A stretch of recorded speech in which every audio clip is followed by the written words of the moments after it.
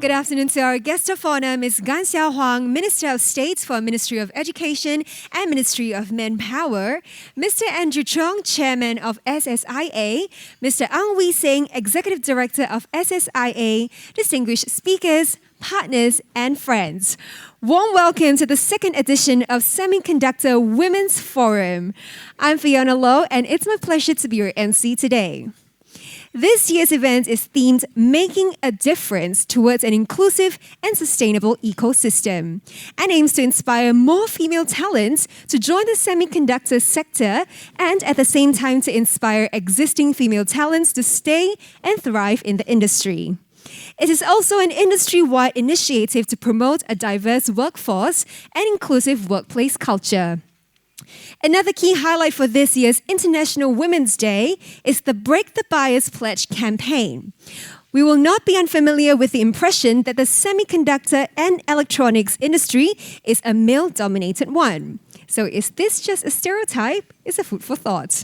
Now, perhaps increasingly so as we are seeing more and more women joining the sector, not just in engineering and technology, they are also even rising up to leadership roles. We will unveil later how industry leaders and partners break the bias through this campaign. And SSI would also like to take this opportunity to thank our sponsors and supporting partners for making this event possible. So without further ado, may I invite Mr. Andrew Chong, Chairman of SSIA, to give his opening address. Please join me to welcome Mr. Andrew Chong.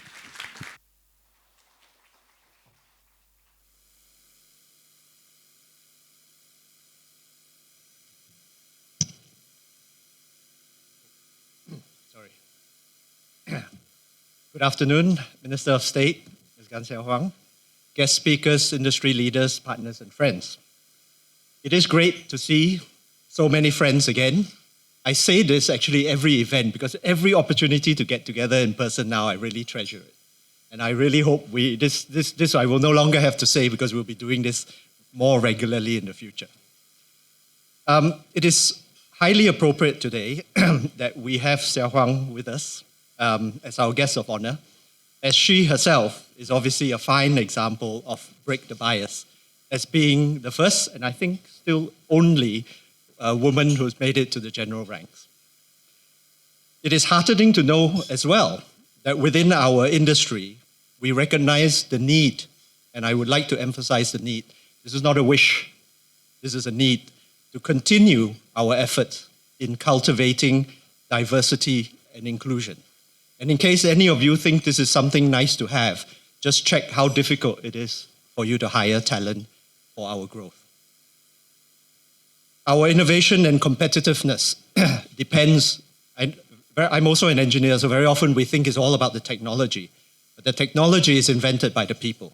It is used by the people. And it is made economical by our people. And as I say, fortunately, there are a lot of like-minded people in the industry. I'm very happy to see the people willing to be involved at this event. Last year, 700 people joined. I haven't had the numbers yet from Wee Sing because there are a lot of people who are online. So I am very, very happy indeed to welcome everybody to the second edition of the Semiconductors Women's Forum in order to recognize, celebrate, and to encourage the contribution of women in our industry. SSIA has, as one of its key pillars, to drive talent development. I think you would have known this for many years now. And this particular platform helps us to reinforce the message that our sector is a great place for a career, for new talents to join, but also for existing ones to stay, thrive, and to succeed. At our table, we were discussing a lot about what it does mean to succeed. And I think a very big lesson we got from the table is that purpose. I think we need indeed to spend more time defining what success is.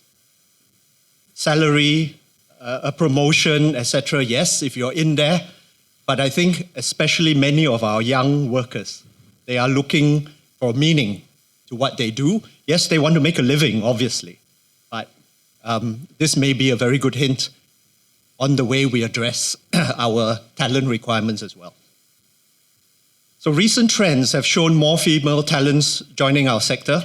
WSG's career conversion program with SSIA saw a 7% increase in women job seekers joining our sector. This is a momentum that must be maintained, and in fact, 7%, as we know, too low. We have to accelerate this further, and we have to accelerate this urgently.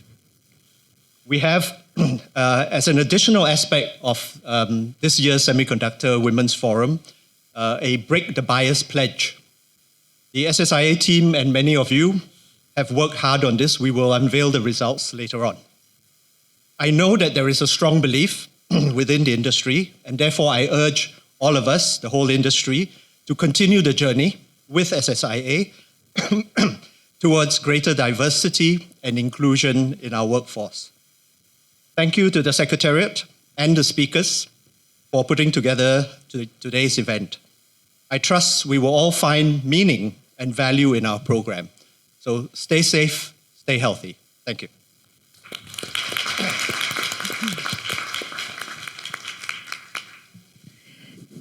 Thank you very much, Mr. Chong.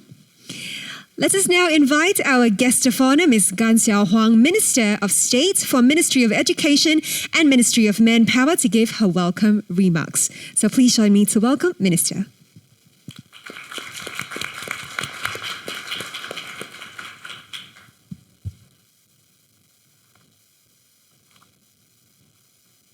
Chairman of SSI, Mr. Andrew Chong, distinguished speakers, ladies and gentlemen, both online and in Pan Pacific Ballroom, thank you for inviting me to this event. It is a great pleasure to be here for the second SSI Semiconductor Women's Forum. I'm heartened to see the industry and leaders come together to support diversity and inclusion at workplaces and celebrate women in the semiconductor and electronics industry. The global semiconductor industry saw robust growth in 2021, with sales rising by 26% as chip manufacturers ramped up production to meet strong demand amidst global chip shortages. In line with global trends, the semiconductor industry in Singapore extended by 14% in year 2021 and is expected to post healthy growth in year 2022 on the back of sustained demand from end markets such as 5G and the data centers. Semiconductor and electronics is traditionally a male-dominated industry, as we all recognize. Despite this, more women have joined the industry over the years, and we are seeing some rising to leadership positions. At my table, I met Ms. Jennifer Tiong, who is currently the Manufacturing and Quality VP in Silicon Labs. She's an excellent role model who showed possibilities of women breaking boundaries and rising to leadership role in the semiconductor industry.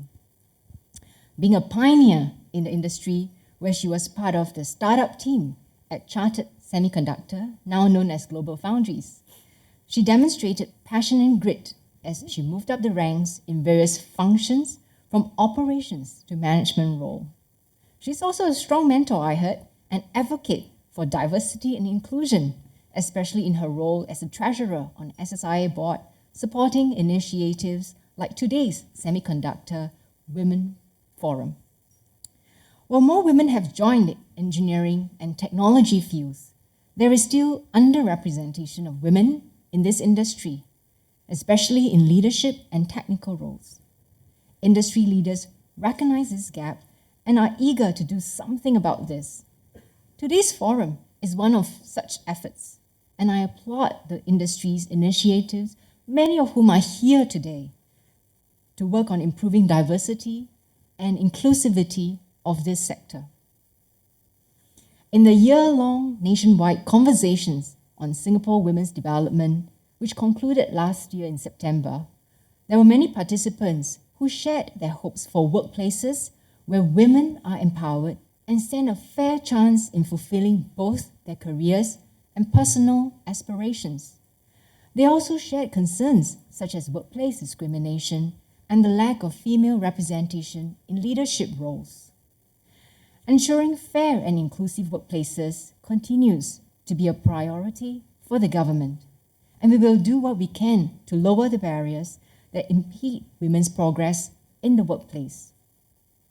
Today, all employers are already expected to abide by the principles and practices of fair and merit-based employment outlined in the Tripartite Guidelines on Fair Employment Practices, TGFEP. To strengthen this, the Tripartite Committee on Workplace Fairness, which was set up last year and led by Minister Tan See Leng, is now looking at legislating fair treatment by enshrining the TGFEP in law. But beyond legislation, we hope that employers and workers alike will see the value of fairness in building a culture of trust in the organization and bringing out the best in our people. While legislation sends a strong signal that we do not tolerate workplace discrimination, it is also not a panacea. We must continue with our education efforts to break all forms of bias and stereotypes and promote fair employment practices, as discrimination is, at its root, a mindset issue. It requires whole of society effort, underpinned by values of respect and partnership, to reduce the barriers that hinder women's progress at the workplace. I'm glad that SSIA is taking the lead to create awareness of the importance of creating workplace fairness with the inclusion of Break the Bias Pledge campaign in this year's forum. And I look forward to the sharing from industry leaders of the experience in promoting diversity and inclusion at the workplace. It's also encouraging to see the pipeline of initiatives from SSIA to attract, develop, and grow talent in the industry. The Semiconductor and Electronics Job Portal, launched in partnership with E2I and WSG, has provided better job matching for job seekers.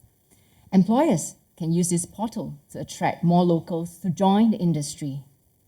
Additionally, they can tap on career conversion programs that Andrew mentioned just now to attract mid-career job seekers to join this sector and grow our local talent pipeline. Another area that we want to partner the industry to do more is in the adoption of flexible work arrangements. I spoke about this extensively in Parliament. But we know that women often shoulder a larger part of caregiving responsibilities at home. I believe efforts to support employees in better balancing their family and personal responsibilities will enable more women to enter, remain, and progress in the workforce. But we must not think that only women have to juggle work and family commitments. We are working with our tripartite partners on how employers can implement flexible work arrangements for both men and women, so no bias here. During COVID-19, more employers have come to appreciate the importance of flexible work arrangements. There are many forms of flexible work arrangements, including flexi-time, flexi-place, and flexi-load. So it's not just about work from home. Indeed, flexible work arrangements is actually very flexible. There are many forms of flexible work arrangements that employers and companies should consider.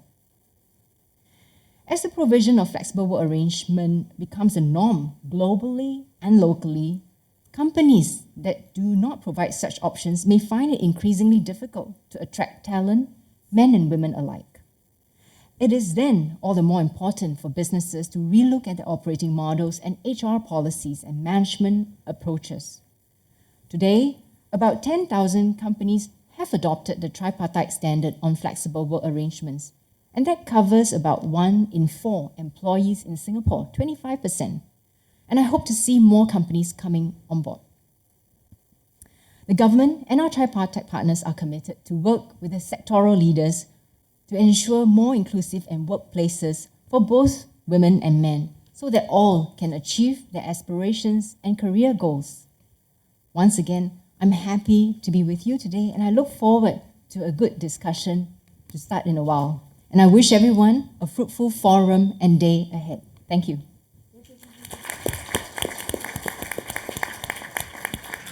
Thank you very much, Ms. Gunn, for setting the tone for today's forum. Big round of applause for Ms. Gunn once again. Thank you so much. The next segment will be our panel discussion on making a difference towards an inclusive and sustainable ecosystem. So may I please invite our moderator and panelists up on stage, please. And while we get ready, I would like to remind our on-site guests to head over to Kahoot to stand by any questions that you might have. So now let us welcome our moderator, Ms. Julie Koh, Strategic Program Director at SSIA. Big round of applause, please, ladies and gentlemen. And joining her are Minister of State, Ms. Gan Xiaohuang, Mr. Gianpaolo Messifogo, Vice President of Assembly and Test at Micron Singapore, and Ms. Sylvia Chan, Master Black Belt and Deputy Director of Operations Training and Development at Global Foundries. Welcome, panelists, and handing the time over to you, Julie. Thank you. Thank you. A very good afternoon to everyone and also our distinguished panelists, Ms. Gan, Mr. GP, and Ms. Sylvia. So thank you for joining us today at the Semiconductor Women's Forum 2022 and discussing on the topic that is very close to our heart, embracing diversity, equality, and inclusion. So for today's panel discussion, we will focus on today's theme, making a difference towards an inclusive and sustainable ecosystem. Semiconductor has always been a very male-dominated industry, and even though female talents has increased with the years, we believe that more can be done to attract, retain, as well as grow the female talents, as well as diverse talents. So to kick off the discussion today, we would like to hear your views on this topic, making a difference towards an inclusive and sustainable ecosystem. So we'll start with our guest of honor, Ms. Gan. Please. Well, we spoke about workplace fairness. This is a theme that has been championed by the government as well as the tripartite partners for many years. Despite that, we still know that there's discrimination, in workplaces. Based on the feedback and also the cases that are reported to MOM as well as to TAFEP, that looks at grievance cases from the employees. To me, what is heartening is that more people are stepping forward, have the courage, to seek redress, and they know where are the avenues for them to get help from. It's also heartening that we see more companies taking ownership of this, creating awareness within the company on policies against discrimination at the workplace. We see that it's important for us to continue on this path so that as a society, it will be very clear that workplace fairness will be the way to go for us to be able to sustain our workforce. Well, I would say that in Singapore, fortunately, workplace policies have been mostly very progressive. The forms of discrimination that I have come across are mostly to do with ageism. Senior people, the senior workers feeling, being left behind or sometimes being discriminated against. Gender discrimination, we do see some, but not as many. Nationality discrimination in the last 2 years, a very sensitive topic, also, has come to the fore. So, when I say that workplace fairness is important, I'm really referring to all forms of discrimination that we need to stamp out in our workplaces. I do hope that with clearer signals on workplace fairness, women will feel safer and more empowered in looking for jobs and also, as they progress in their careers. Yeah. Indeed, it's so important that we must have certain workplace fairness itself. Yeah. What about Sylvia? Yeah, all right. So for me, I feel that to drive change and also to create meaningful progress on diversity and inclusion, it is imperative that we must, all right, have the right levels of commitment and accountability. Okay, and also it is critical to also understand, to create the right levels of D&I awareness and education.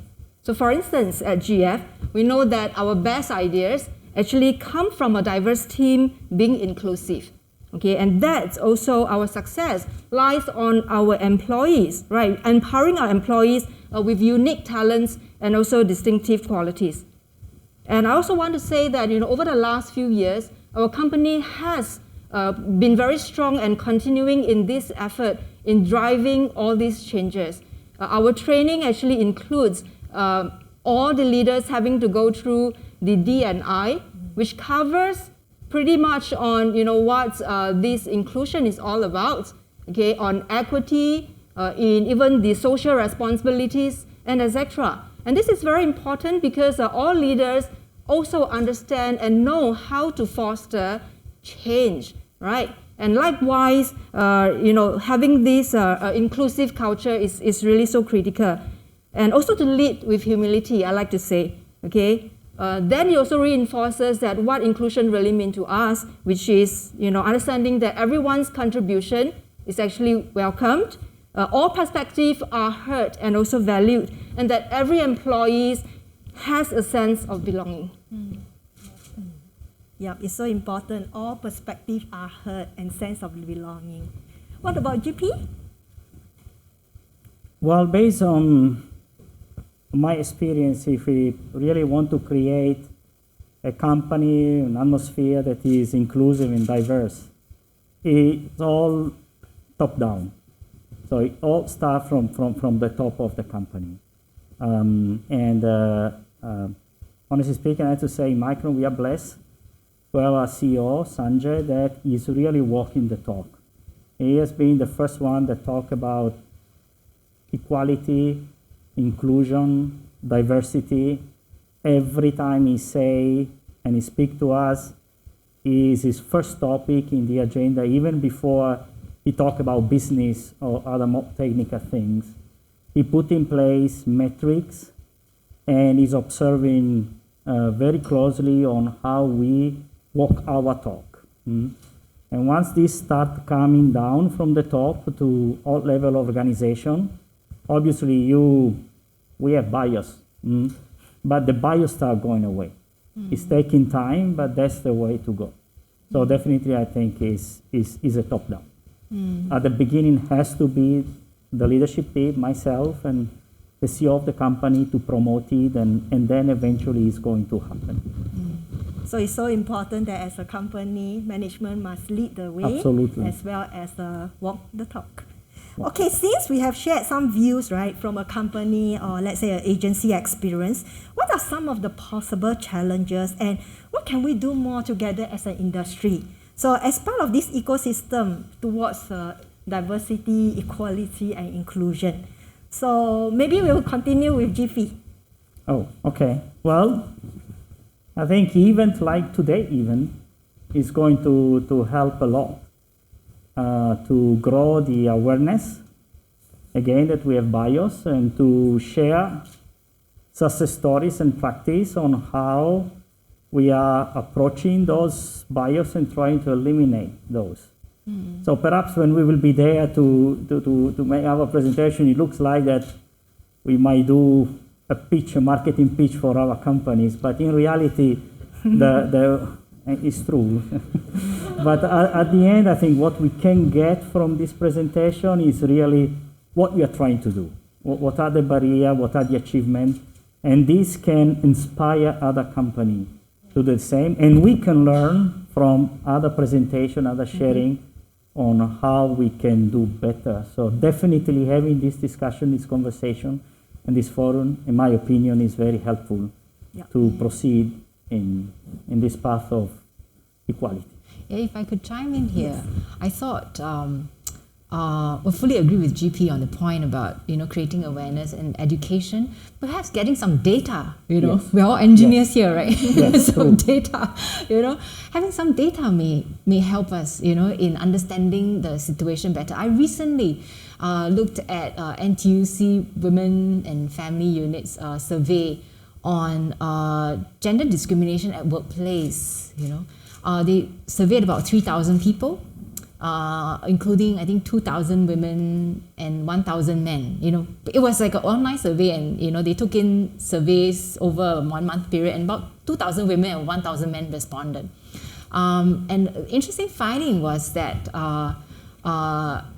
women, perceived there was discrimination, but men also perceived there was discrimination. So women perceived that, when it came to hiring, the HR and the bosses tended to favor men. But there were also men who felt that, when it came to hiring, their bosses and the HR tended to favor women. Yeah, so actually, it affects, I guess, both genders. What I thought might be interesting would be, look at the sectoral lens. Perhaps in some sectors, the degree and the type of gender discrimination might be different. Yeah, so for the semiconductor, electronic sector, I really do not know. What is the situation? How do people feel? And I think we need to try to separate out perception from real discrimination. It's quite important. Both need to be treated. The perception as well as the real discrimination that's happening, but it's useful to see where the bigger problem is lah. Yeah, if it is about perception, then I think we have to, as engineers, we think, hey, how to treat this perception problem.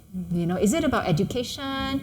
Is it about communication and actions and what we say, what we don't say, in the workplace, especially from the top?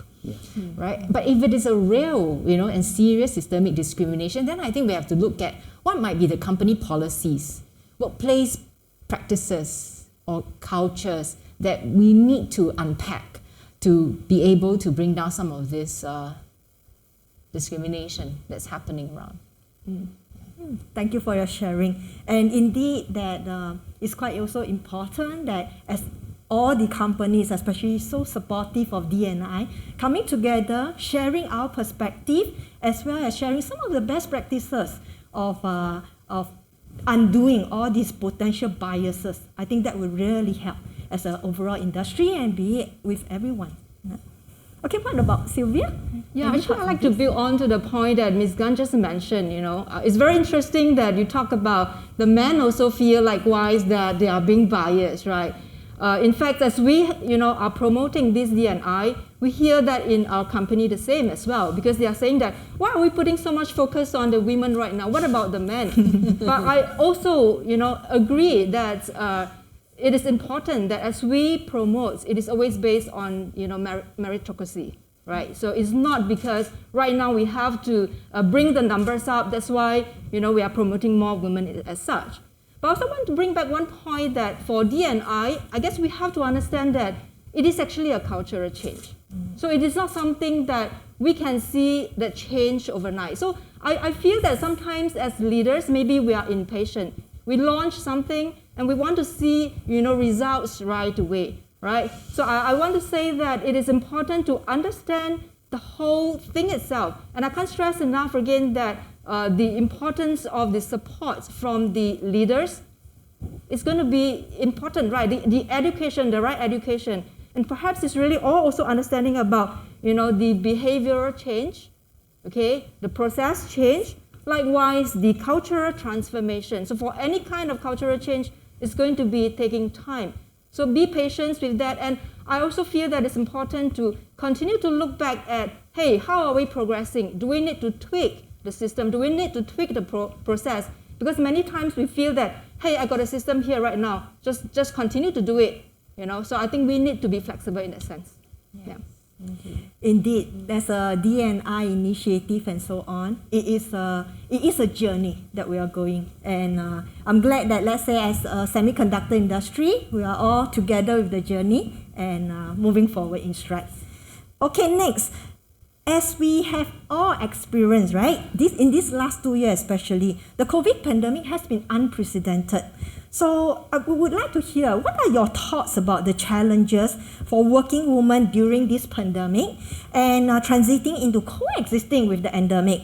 What kind of support can corporation provide for staff or for the women for different roles and also different modes itself?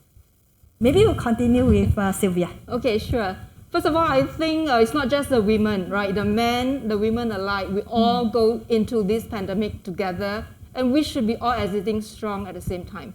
It's also important to understand, the circumstances that the women face today is very different, right? A lot of challenges in the past that you probably feel you experience, but it is actually a lot more extensive, I would say, right, in this phase itself, okay? And I want to also mention that the responsibilities that the women face right now, as just now Ms. Gunn, you also mentioned, we are seeing, even for household chores, for example, okay, we are doing more cooking.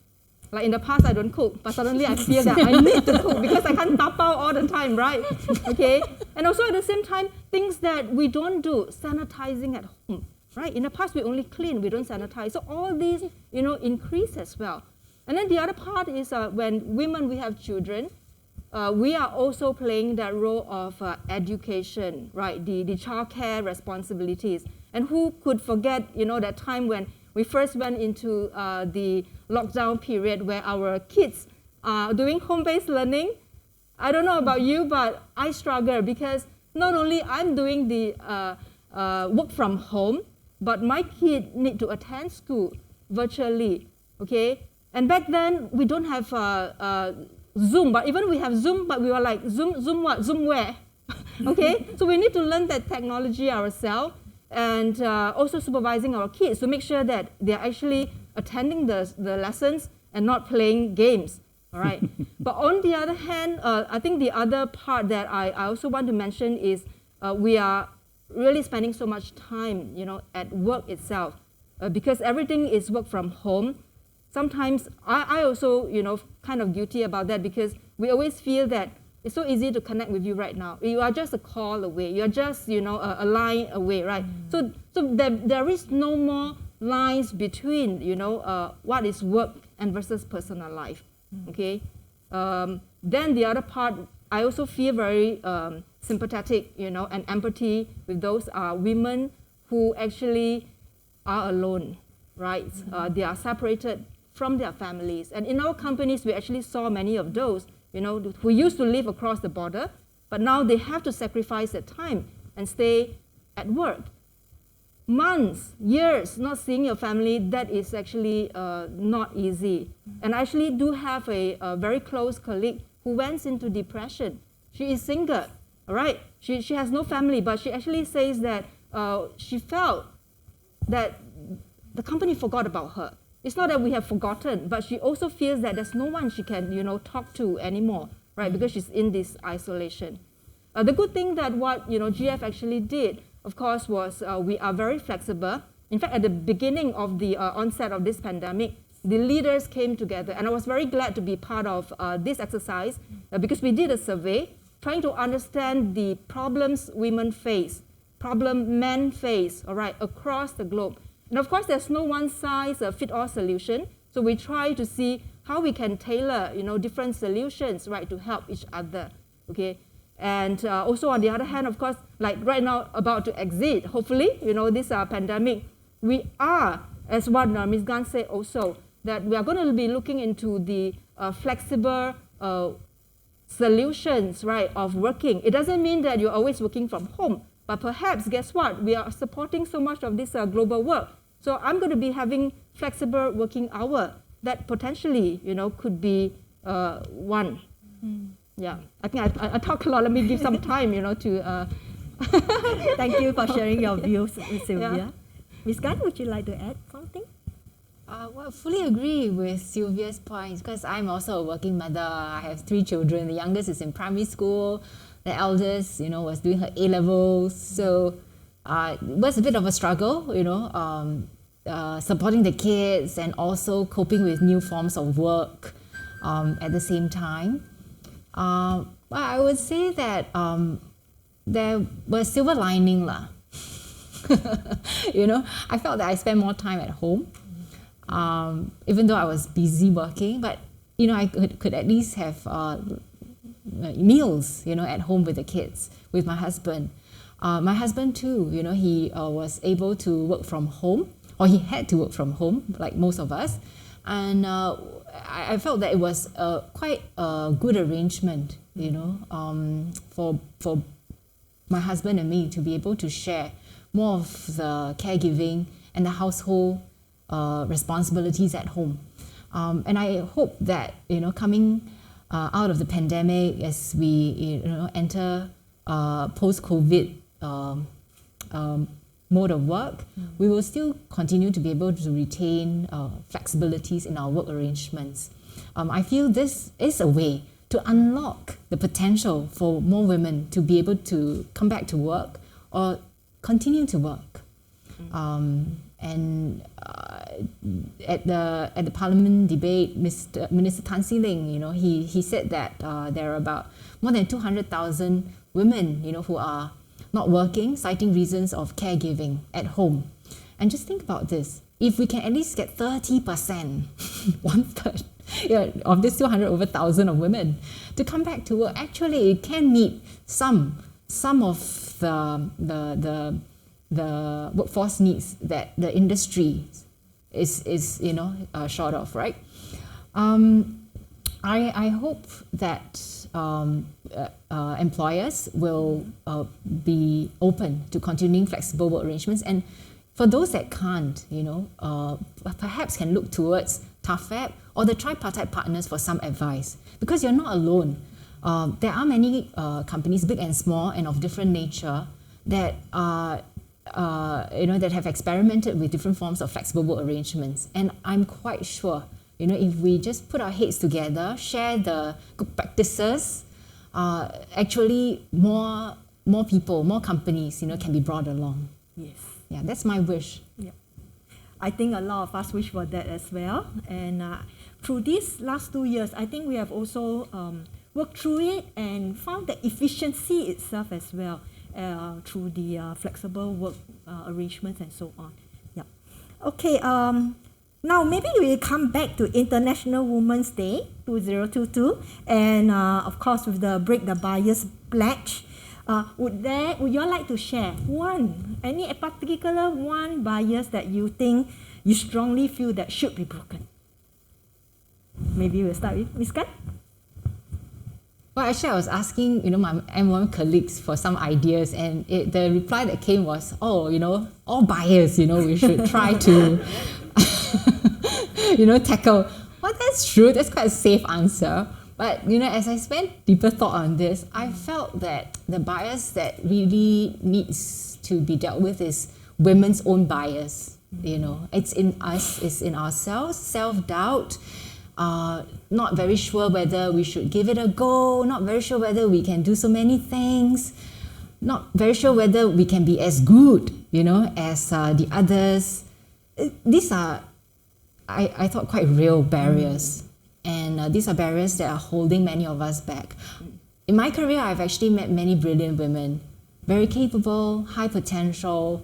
At the same time, are quite torn, because they have other priorities and other things that they're trying to do at the same time. For example, raising a family, not easy at all. Many of us here, have gone through it, but it is possible. It is possible. Possible if we have good partners. I'm very lucky. I have a very good husband, who supports me, who understands, why I do what I do, and who also does his part, in raising children. Fortunately, he loves raising children. He's a very good father, very good husband. So actually, I think finding a good partner is important. And for those who are not married, women who are not married, actually finding good social support, family support can make such a big difference too. Yep. So if you ask me about one bias, it's about women's own bias, about ourselves, about how we see the world, that we need to change. Totally agree. And in fact, it's also very advisable everyone to lean in. Certainly. Okay, then what about maybe Sylvia? All right, so for me, I'd like to share about, the maternal wall bias, okay? I will not really elaborate the story. Later on, I will also be sharing more about that. But maternal wall bias is about, the woman, right? Whether you are married or whether you are, sorry, not married, whether you are pregnant or whether, you have children, okay? Somehow there is this stigma, right? Or people feel that you are actually less competent or you are less capable. And because of that, you kind of hit the ceiling. So I myself actually faced that in the past. So I will tell more about that later on. But this is that bias that I would like to stand for many women. Yeah. We'll look for that Okay. later. What about GP? It's tough to be the first one to talk about bias because the main bias has been already. Perhaps I'm gonna go with bias that probably more traditional in our industry. That really the bias that indicates a semiconductor was used to be a male-dominated industry, and we really have to get out of this thinking. It's not a matter of gender; it's really a matter of competence, and sometimes it's also willingness to be successful in the industry. And this is not depending on gender, and it's not depending on family situation or other. So we really have to go through that. And somehow also, if you allow me, Julia, I have a second one. And that I heard a few times is that women eventually are the one that has to take care of the family, and job is not the first priority. And this reminds me, I was sharing during table time at lunchtime that I was used to hear, I'm not hearing much anymore, and having some of my person interviewing candidates, women candidates, and making the comment, oh, this candidate is actually competent, she has talent, but she just get married. And she might have a baby soon. And everybody laugh about it, but I think most of us has heard this comment in our working life. And I'm really strong on it, so don't even come and tell me. This is not how we should judge if we hire the talent or not. And it takes some time to get through this, right? And sometimes people are not doing it even consciously. Unconsciously say, this person has to be dedicated to the family. And I think this is not true anymore, as Ms. Tan was saying. If we have a strong family and there is support in the family, we can grow the family together and not only one person in the family. Thank you for the insights, and I believe many women would be very appreciative of breaking all these barriers. So before we come to the end of the panel discussion session, I would like each of you to share maybe one key takeaway for this for our participants. Maybe we'll start with Sylvia. Okay, sure. I think around the world, the war for talent is only becoming more competitive, right, and intense. So it's actually critical to understand, to acknowledge the changing landscape of talent, understanding what their priorities, their needs, their goals are, so that we can reshape our talent strategies to include them. And having this broad mix of diverse talents in our organization is really needed, is essential. Why? Because to spur innovation, to drive growth, and sustain competitive advantage in today's ever-changing global economy. GP? Well, I agree with what Sylvia is saying. Is talent is what we need at this time, and especially here in Singapore. I think the semiconductor industry in Singapore has always been strong, and I'm expecting this become more and more relevant in the next few years.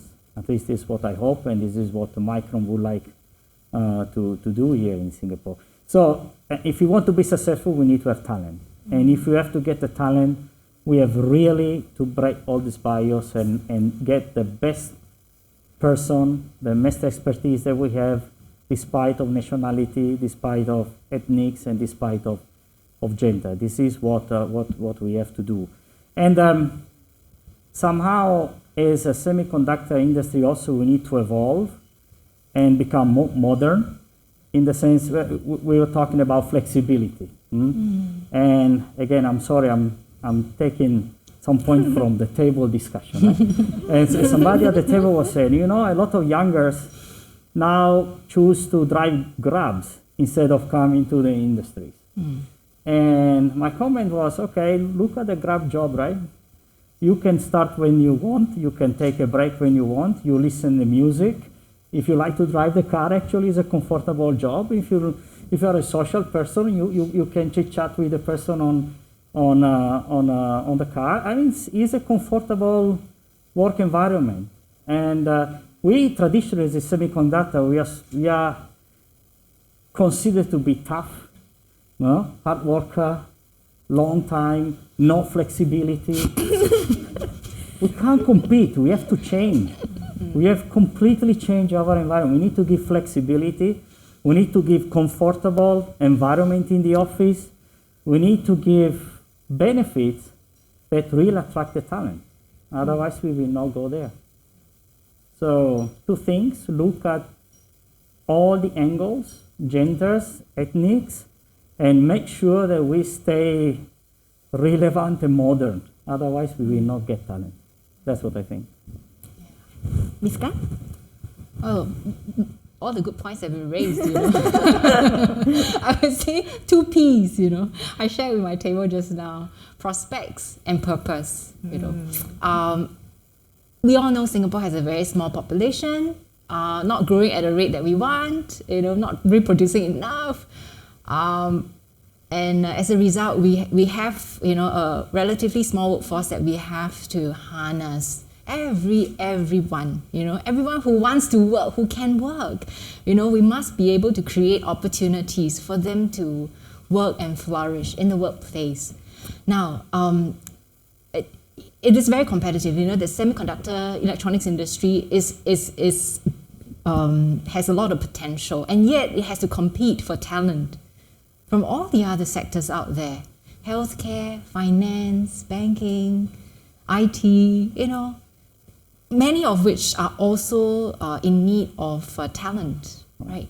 So how do you compete? You know, I would say 2 Ps, right? First is prospects, career prospects, not just in terms of monetary prospects, but in terms of personal growth, development, opportunities to see the world, opportunities, you know, to discover new technologies, you know, to do exciting things in the job. You know, that's about prospects. Then there's a purpose bit, you know, purpose. Actually, this is where I feel, you know, this sector maybe is undersold, you know, because you're really changing the world, you're powering the world. Everything you do, everything, you know, we do in our lives has something to do with the sector that you're in. So, you know, I hope that we can collectively find ways to get Singaporeans, especially the young ones, you know, to see the value and the purpose of the semiconductor industry, you know, how it changes lives and powers things all around us every day, every moment. Yeah, so this too, I mean, my final thoughts with the leaders here, you know, wish you all the best, you know, as you know, grow this industry and, you know, you vie for talent to help to grow this sector. And thank you, you know, for inviting me. Really, really glad to be able to share my thoughts with you today. Thank you. Thank you so much for all the insightful discussion, and a big thank you to all our distinguished panelists for the wonderful sharing. Thank you. Thank you. A big thank you to our panelists. Thank you so much for sharing with us. It was indeed an insightful discussion, and I can see that a lot of our attendees are paying extra attention to what's happening. But before we go, can I invite Mr. Gianpaolo to remain on stage, please, for his presentation. In the meantime, we're going to take some time to quickly clear the stage as we prepare for his presentation. And now I would like to hand the time over to Mr. Gianpaolo, who will be sharing on making a difference for all, diversity, equality, and inclusion. All right. Good afternoon, everyone. and thanks for having me here today. And I'm really, really excited. I feel also a little bit of pressure for being the only male speaker today, so I'll try my best here. So, I'm really excited to be part of this Semiconductor Women Forum this year. That's my first time, and I'm willing to share some of my personal stories and experience, and I hope that those will highlight how DI is the way that Micron explained diversity, equality, and inclusion, has changed my life for the better, starting from home, and then trickle down to the workplace.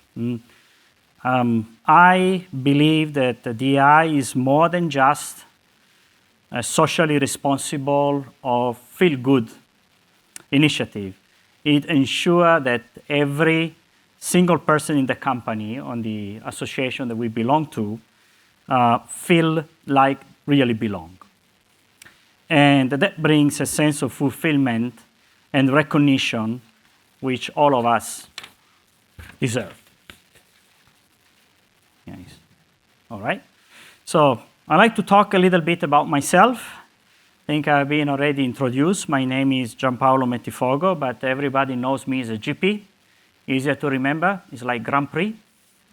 And I've been the vice president for assembly and test at the Micron here in Singapore for more than 2 years and counting. And globally, I'm here in Singapore for 5 years. And as you can see from the pictures, I'm happily married with a very beautiful family. Coming from Italy, and somehow I've always had this hunger to explore other part of the world, especially this part of the world. And this really showed me how diverse and enriching culture we have. And how important it is to be open-minded in both personal and workplace setting.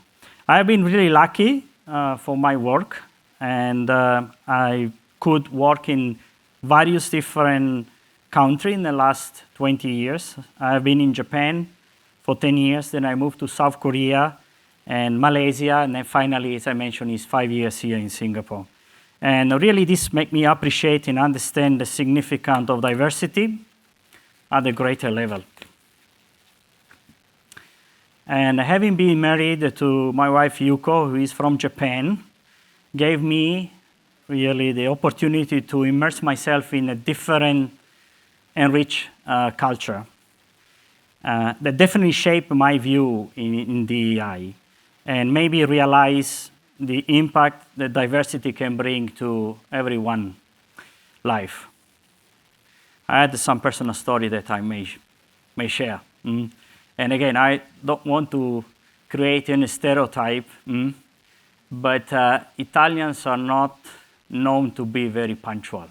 Let's say a different way. We have a different concept of punctuality, and which is slightly different from one Japanese culture of punctuality is. And I remember at the beginning of my marriage with Yuko, so I was used to say, oh, I will be back at 8 p.m. And then most of the time I was back like 8:20, 8:30.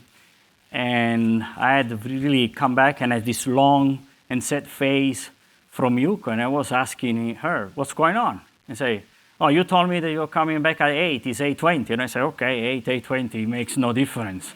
But then you start realizing that in reality, everybody has a different perception of things, right? And I really learned to be more precise and to adapt it, to be more respectful for different type of culture. I'm sure that this is not only for Italian, it's for many other. But this is a story that I always like to say. So let's go back to Micron and how Micron is really looking into DEI. So we believe here in Micron that diversity, equality, and inclusion, or as we say, DEI, is not just about representation, but is about how we do business. And what this really means is that we are always in a pursuit on inclusive, diverse, and equitable culture. As we see, this is really needed to be successful. It's not just nice to have. It's something that we need to have to stay competitive and to have the best ideas in the business. And then as we proceed, this even become more than just a good business. It becomes again personal. And being inclusive now, we believe, is in Micron DNA and is the core of our vision and values. We want to hear all the voices, all ideas and all perspective. Everyone really deserves to be heard, seen and valued, no matter who they are and where they work. The importance of DI is definitely witnessed from all of us around the world. DI has become increasingly important and crucial for the health, productivity, and success for organization, from business and from human standpoint. Employers who create and invest in a culture of DEI are found to be more productive, creative, innovative, and ultimately financially more successful. Those are data that are definitely out there. And I think in the panel we talk a little bit about data. So fortunately, I have a slide on the data here. And those are data related to Singapore. It's something that's been published, I think, recently, and it was in some of the newspaper.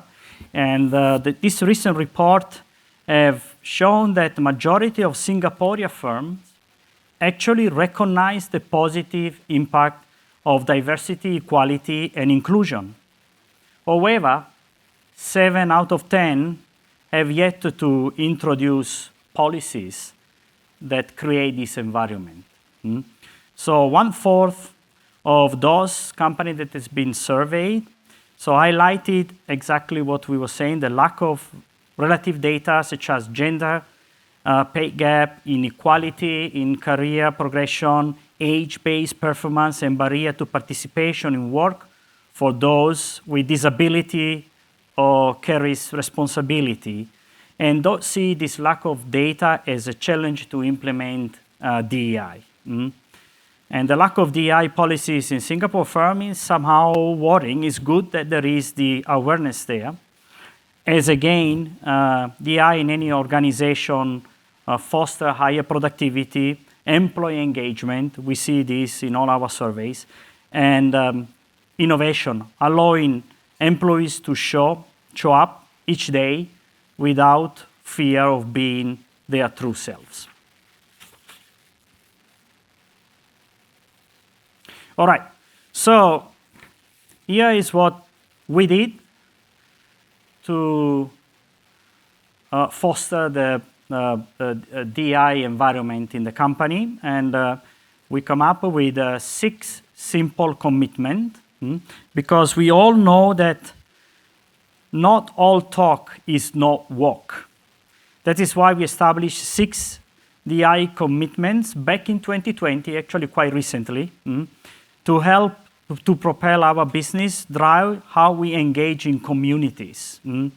So you'll see from number 1 to number 4 that the focus of our DI acknowledges traditional diversity. But it also extends to less traditional areas, including supplier diversity and investing with diverse-owned firms, which is commitment 5 and 6. And I will talk a little bit more about those in the next slide. So first of all, the first commitment is representation for all. And I'm actually quite proud to say that Micron shows an increased representation of women in all the job groups. And here we have 3 examples of those. So we achieved a 50-50 gender parity on our board of directors in 2021. Actually, we started with 25%, and now we are 50%. In Singapore, where we have over 8,600 team members, probably very close to 9,000 as as I speak today, and more than 40% are female representation among all the workforce. And when we look a little bit farther in India, Malaysia, and Taiwan area where we have operations, the number of female employees now exceed semiconductor industry benchmarks. Is this sufficient? Probably no, because there is still some disuniformity across some of the areas, but it's a good achievement. And when it comes more precisely, on the women, so how do we support women in leadership? And we established the Micron Women Leadership Network, which is a team member-led and volunteer-driven employee research group. I will call this ERG in the next slide. And it's focused on strengthening the leadership, the engagement, and the voice of women at Micron. This is the Micron first and one of the largest ERGs we have, with nearly 4,500 members across all the regions. This Women Leadership Network has implemented a lot of programs globally and locally. Perhaps you might recognize somebody in that pictures. I don't know. And for example, in Singapore, we have a 6-month mentorship program which help female professionals seek guidance and experience sharing and advance their career. So the slogan is Women Empower Women. The next commitment is on equitable pay and inclusive benefit. And this is another goal that we take very seriously. Why does it matter? I think this doesn't even need many explanation. So ultimately, equal pay makes everybody feel very motivated and engaged and improve our overall productivity. Back in March 2021, Micron has met our goal for comprehensive global pay equity in total compensation across base pay, cash, bonuses, and stock award for all our team members. And on top of that, as we have talked during the previous discussion, so flexibility to work from home, not only payment, helps make a woman's success. And we have rolled out a pilot program of work arrangement that promote flexibility. Of course, not only for women, for everybody. But these give us work-life balance and a fair chance for everyone to contribute. We see quality over quantity of work. And we also taken some serious action over to make our company a place where team members' well-being is valued and promoted, regardless of diversity dimension that we have. And we believe that looking after the well-being of our employee is and will always be a priority and an ongoing affair. And this is why in 2021 we hosted more than 100, precisely 107 DEI-focused well-being events for over 6,000 and 7,000 team members around the world.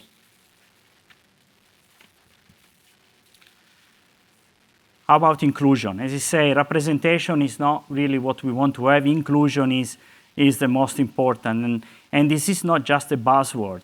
So we feel that being appreciated and included fosters a sense of belonging and strong bond, which result in everybody feeling motivated. In Singapore, we work with several organizations to offer opportunity and support for differently able team members.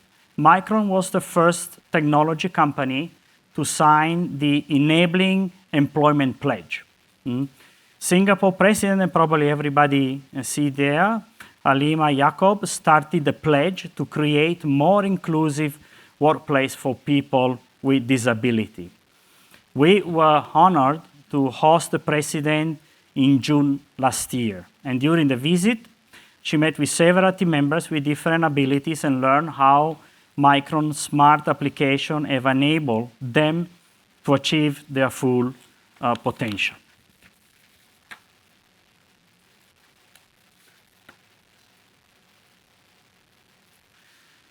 So I talked before a little bit about the ERGs, and we talk about the women in leadership, ERGs. Actually, this is not the only one that we have. So team member voice are essential to our culture and inclusion. In Singapore, we have these 6 ERGs providing community for team members who are women, young professionals, people with disabilities, tenure and experience, multicultural, LGBTQ+, or allies to any of this group. So this group bring team members together and ensure they feel supported and empowered to stand up for equality, both within the company and also in the communities where the team member works and live. So, about commitment number 5 and 6, this is the less conventional one. So this is a commitment where we are engaging with diverse financial institutions for cash management and increase the representation and spend with diverse suppliers. So who are those groups? Those are suppliers or financial organizations that are owned or have a strong representation of underrepresented groups. It could be, for example, in US, a Spanish or Black community. It could be women. It could be other small cultural groups. So we are proud to share that we have exceeded our goal to invest 3% of our cash investment for diverse financial institutions in 2021. And increase our annual spend with diverse suppliers to 332 million, up to 104 million that we did in 2020. So we really want to continue to engage with those organizations. And again, back a little bit about my personal experience. And so far I've shared many perspectives of DI and micro initiative from workplace and business standpoint. And in any case, being today the only male speaker in this year forum, it really greatly humbling to say that all this really starts at the comfort of one's home. This is what actually the minister was saying. A simple analogy would be the sharing the household day-to-day responsibility with my partner and family has allowed really me to cultivate an habit to ensure I listen attentively to everyone's needs and demands, to make sure that everyone feel like they belong, again, regardless to any one gender. When there is equal responsibility split between parties, this creates opportunity to grow, both personally and professionally, which is why establishing support start from home and transition to the workplace. We really have to start doing this personally. What can we do better? We still believe inclusiveness is the one that we need to focus. When we talk about inclusiveness, it's really about building belongings and embracing uniqueness. To achieve this, we need a trusting environment. It is about the action we take. For example, organizations trust women, and women trust themselves to show up and bring their whole self and do their best work.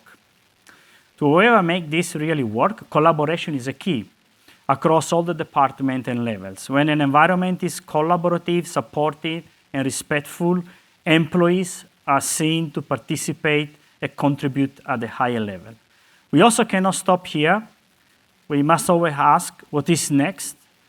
And I share about Micron 6 commitment to the DEI, the launch of the series of allyship program, employee resource groups, which enable us to celebrate diversity in our workplace and create a society where everyone has an opportunity to strive. And again, all of this is a continued process, as been mentioned many times today. We must keep building this network and inspiring the action to maintain trust and inclusiveness. And we must continuously innovate to get more women into semiconductor and foster an environment where everyone has an opportunity to strive. And finally, we reach the last slide. With DI, there is really no bare minimum of settling. It is a non-stop journey where we need to constantly remind ourselves to push to even greater heights. Each time we accomplish a new feat. Micron has been breaking biases for years now, where DI was a core part of our corporate strategy. However, we are not perfect. So yet, we are trying hard. We are committed to receiving feedbacks, learning along the way, and create a more inclusive working environment for all. So it is a journey. No matter where we are, the most important is that we move forward together. And I will conclude by wishing to all the women in semiconductor and happy International Women's Day, even a little bit late. And allow me also to have a special thought. I may become a little bit emotional, to the brave women in Ukraine, and that are fighting for their freedom, and we really stand with them. Thank you for your attention.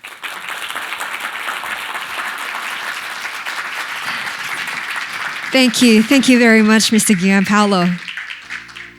That was a great presentation, I have to say. Our next speaker is a final year NUS mechanical engineering student who is interning at Applied Materials, and her presentation is titled Semiconductor Industry Envisioned Through the Eyes of Our Young Talent, a very apt topic to talk about. So please join me to welcome Ms. Chua Kai-Xuan.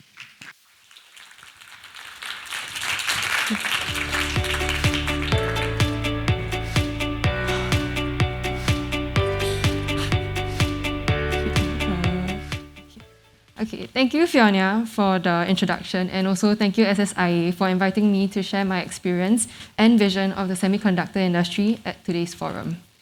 It is truly an honor to be given this opportunity to speak at today's event.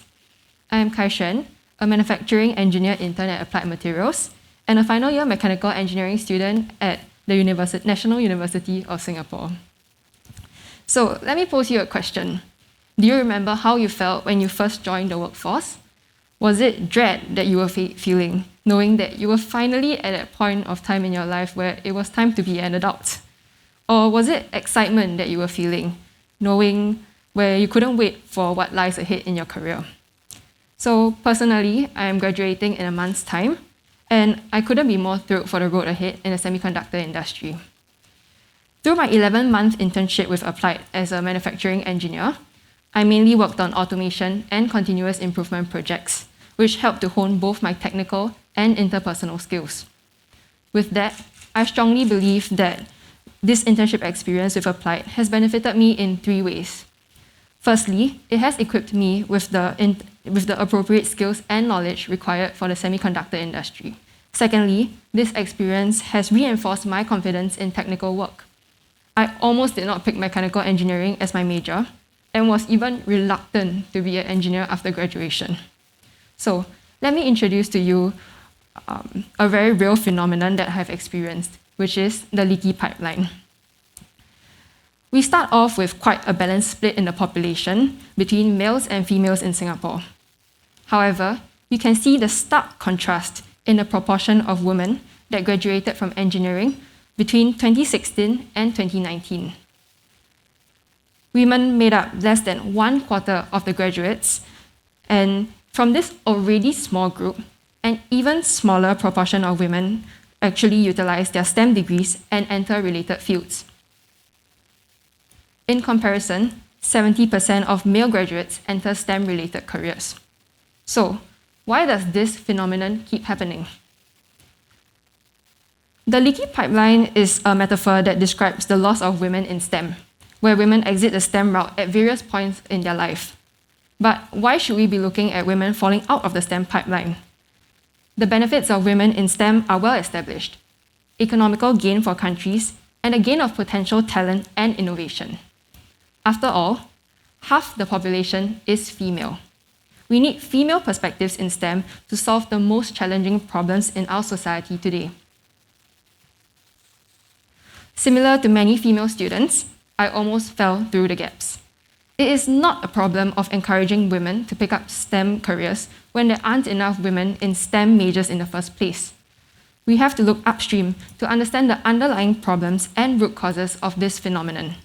This brings us to the very first leap in the STEM pipeline. As students transition from high school to higher education, their major selections are dependent on the two P's of any course: prestige and prospect. After all, many teenagers do not actually know what they want to do, yet they have to make a big decision on their education that will eventually shape their career choices. When I was making my decision for university, I hesitated. I was apprehensive and nervous. Despite my ability to do math and physics, I was unsure what being an engineer meant. Coupled with my perception that engineering seemed to be a dying and sunset industry, I started questioning the fun, function, and future of an engineering major. Honestly, if major selection was akin to selecting a date, engineering would have made an extremely poor choice. My friends gushed over their choice of their first dates: computing, medicine, law, and even business. It was everything except engineering. This really made me doubt my own choice. If everybody is striving towards such standards, shouldn't I too? Yet, I didn't like what everybody was moving towards. I liked learning how things around me worked. I wanted to know how the expressway cameras knew when to flash when I was speeding. I also wanted to know how an airplane was able to take off with such a heavy load. And I also wanted to know the answer to the twin paradox using the Newton's law of relativity. And that's when I realized I like engineering.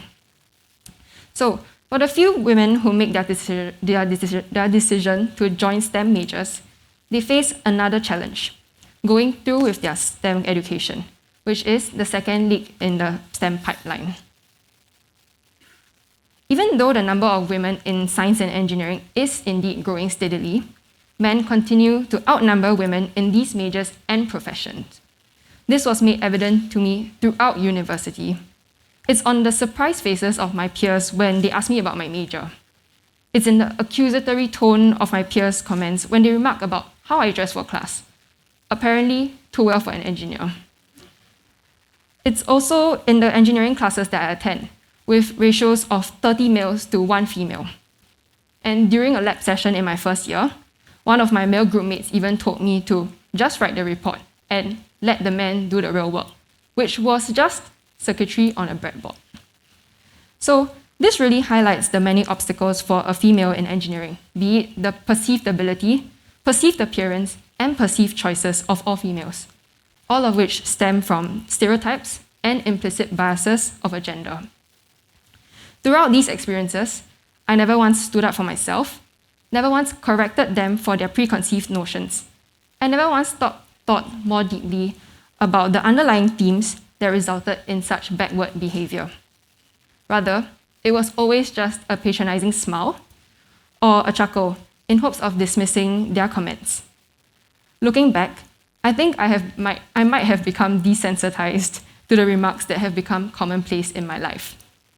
However, should it be the case that women feel the intimidation in the first place and eventually learn to accept, adapt, or even ignore their discomfort within the environment that they are in? Or should it be that the environment needs to change to be more accepting and welcoming?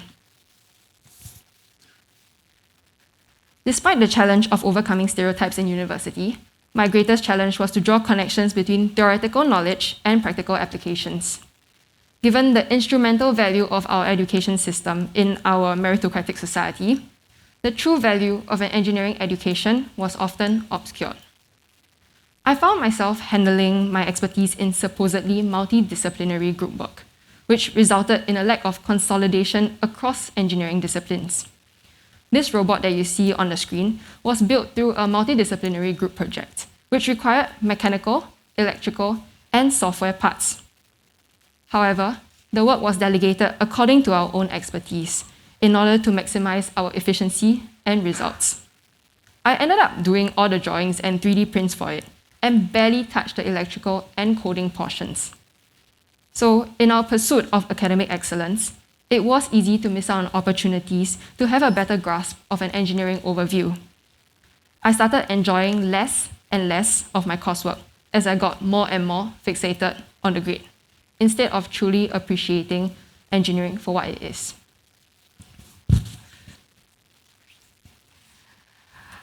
The next league in the careers is the career selection phase. My engineering friends who are talented in software often opt for other career paths. Some of my friends even remarked that they are taking 1 year's worth of masters in computing or data analytics, mainly to move away from engineering. There was little to no value in engineering to them, and after all, software and data are the future. Something else that holds women back from a STEM career is their perceived lack in skills proficiency.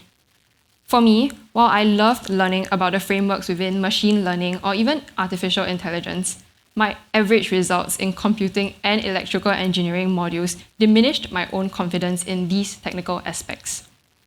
Similarly, my friend majoring in computer science laments that she is bad at coding as compared to the overwhelming number of males in her class, and reaffirms that she would never want to be a software engineer. The assumed link between good grades and skills proficiency in our meritocratic society could be a factor steering women away from technical roles in the STEM pipeline. So, with these various leaks identified and attributed to environmental or societal factors, I acknowledge that it is indeed a very complex problem that requires complex solutions. These are a result of ingrained perceptions that require whole mindset changes. And this definitely takes time and effort. In spite of the complexities of the problem, we can take incremental steps to improve the situation and encourage more women to stay in STEM. So, let me share about what worked for me and what encouraged me to stay and pursue a career in engineering. Even if people think that the future is software and data, there is still value in engineering. One of the things that motivated me to stay was the understanding and appreciation of engineering itself. I believe that the engineers in this room will agree that an engineering education is a preparation for a lifetime of solving problems of every possible kind. For me, the value of an engineering education does not lie in the knowledge of Laplace transform or even the Navier-Stokes equation. I must have learned them about 2 semesters ago, but the truth is that I don't remember much of it either. So the true value lies in the ability to dissect large problems into approachable and solvable ones, the acquisition of logical thinking, and the capability to make things work. These are skills that are required for today's volatile, uncertain, complex, and ambiguous economy, or better known as VUCA economy, where we are subject to constant and unpredictable changes in the industries. Without a doubt, an individual with an engineering thought process and background is well positioned to overcome such challenges swiftly. Despite the inclination towards software and data, I believe that engineering provides the critical hardware to bring these technologies to life. These skills are complementary to engineering and should be continuously integrated into our traditional engineering systems.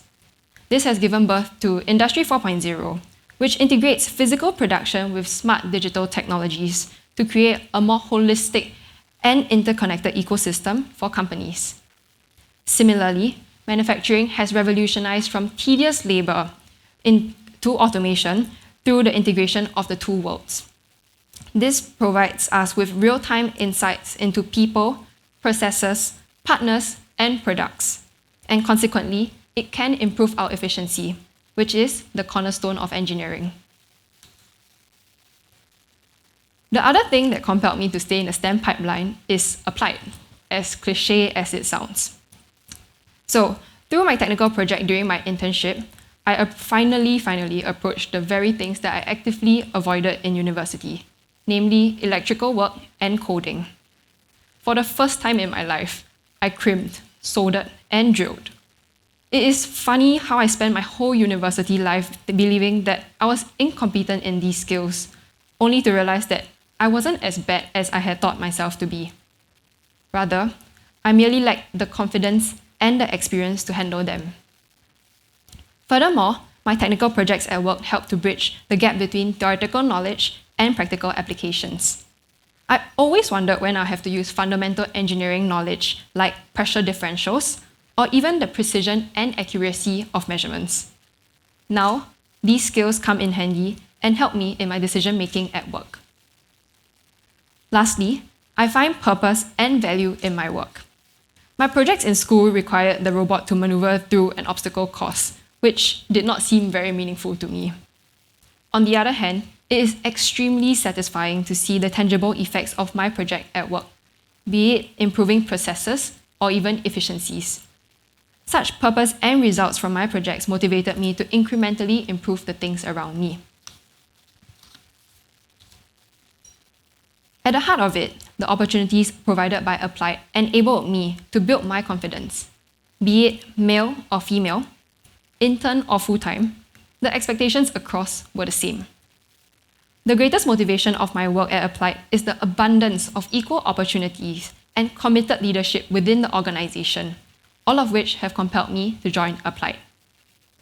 My internship showed me how important, meaningful, and purposeful my work is. I often hear my peers in school lamenting that their internship was the most boring part of their university life, and that they wasted 6 months doing data entry and non-value added work. So, it was most definitely a pleasant surprise when Cheng Hui, my manager, asked me to present at a meeting within the first 3 months of my internship. This really gave me the opportunity to present my work to a larger audience. And even though I was an intern, I was able to see the value of my work and how it contributed to the wider manufacturing ecosystem. This also allowed me to reach the right individuals to obtain the required help on projects and issues faced. Even for my peers who have great internship projects, there are limitations to their scope of work. One of my friends always tells me that he has completed his work for the week, and he always tells me this on Tuesdays and Wednesdays.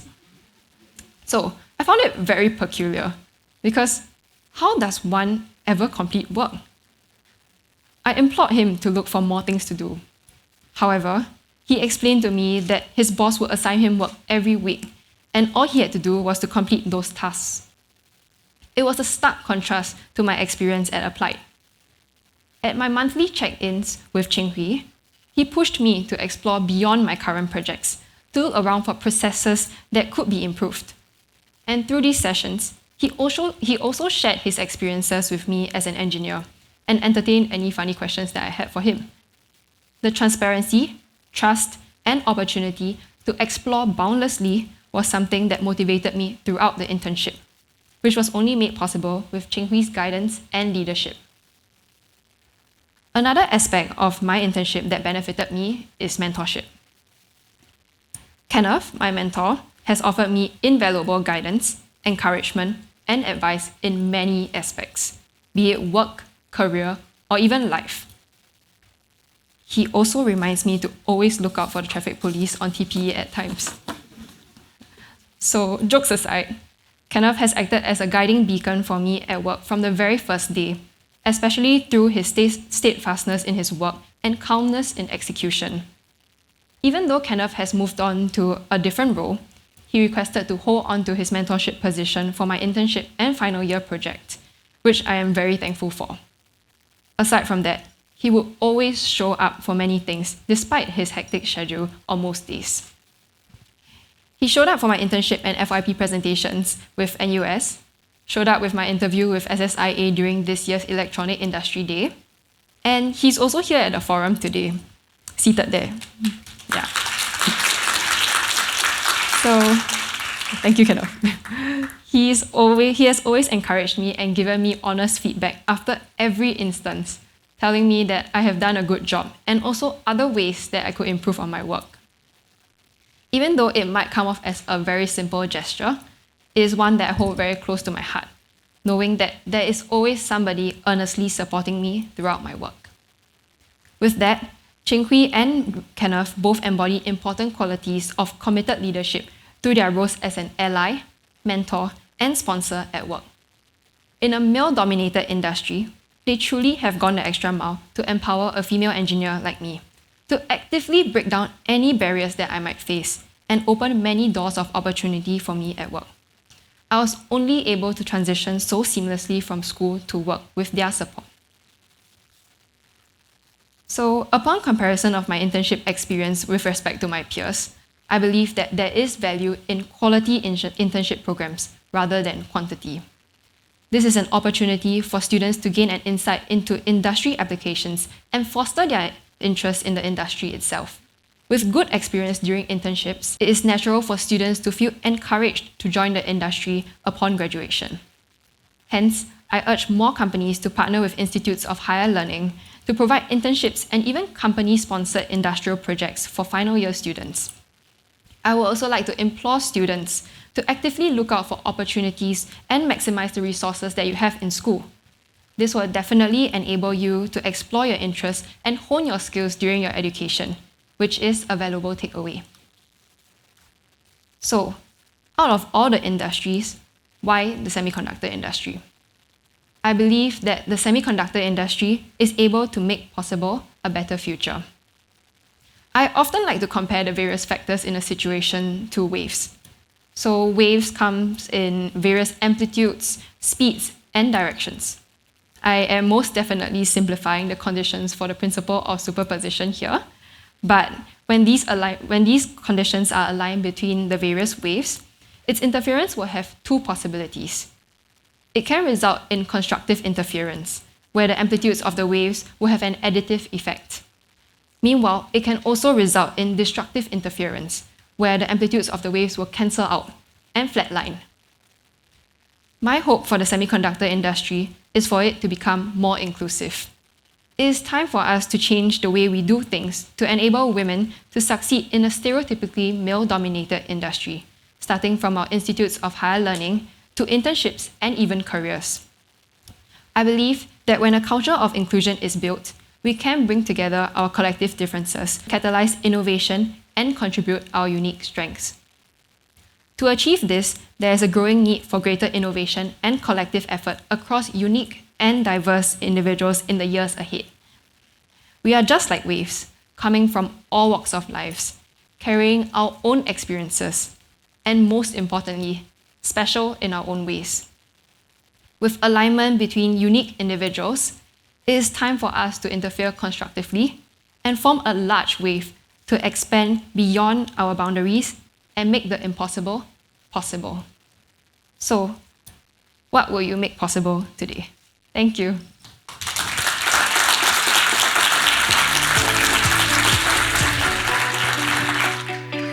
Thank you so much, Kai-Shun. That was a great presentation.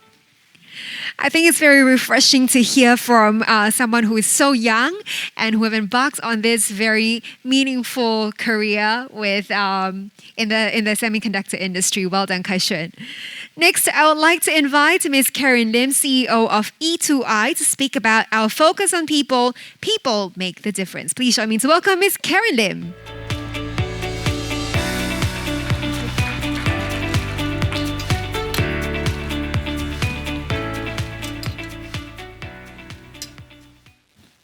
Mr. Andrew Chong, Chairman SSIA, Mr. Ang Wee Seng, Executive Director SSIA, ladies and gentlemen, good afternoon.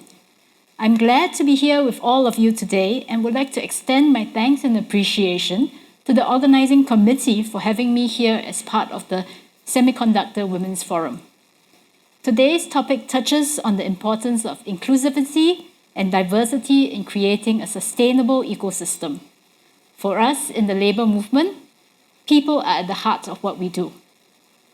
I truly enjoyed listening to the earlier speakers and their deep insights on the importance and value of diversity, equality, and inclusion, And the talk about being a working mom, dealing with COVID and home-based learning brought back nightmares, I must tell you.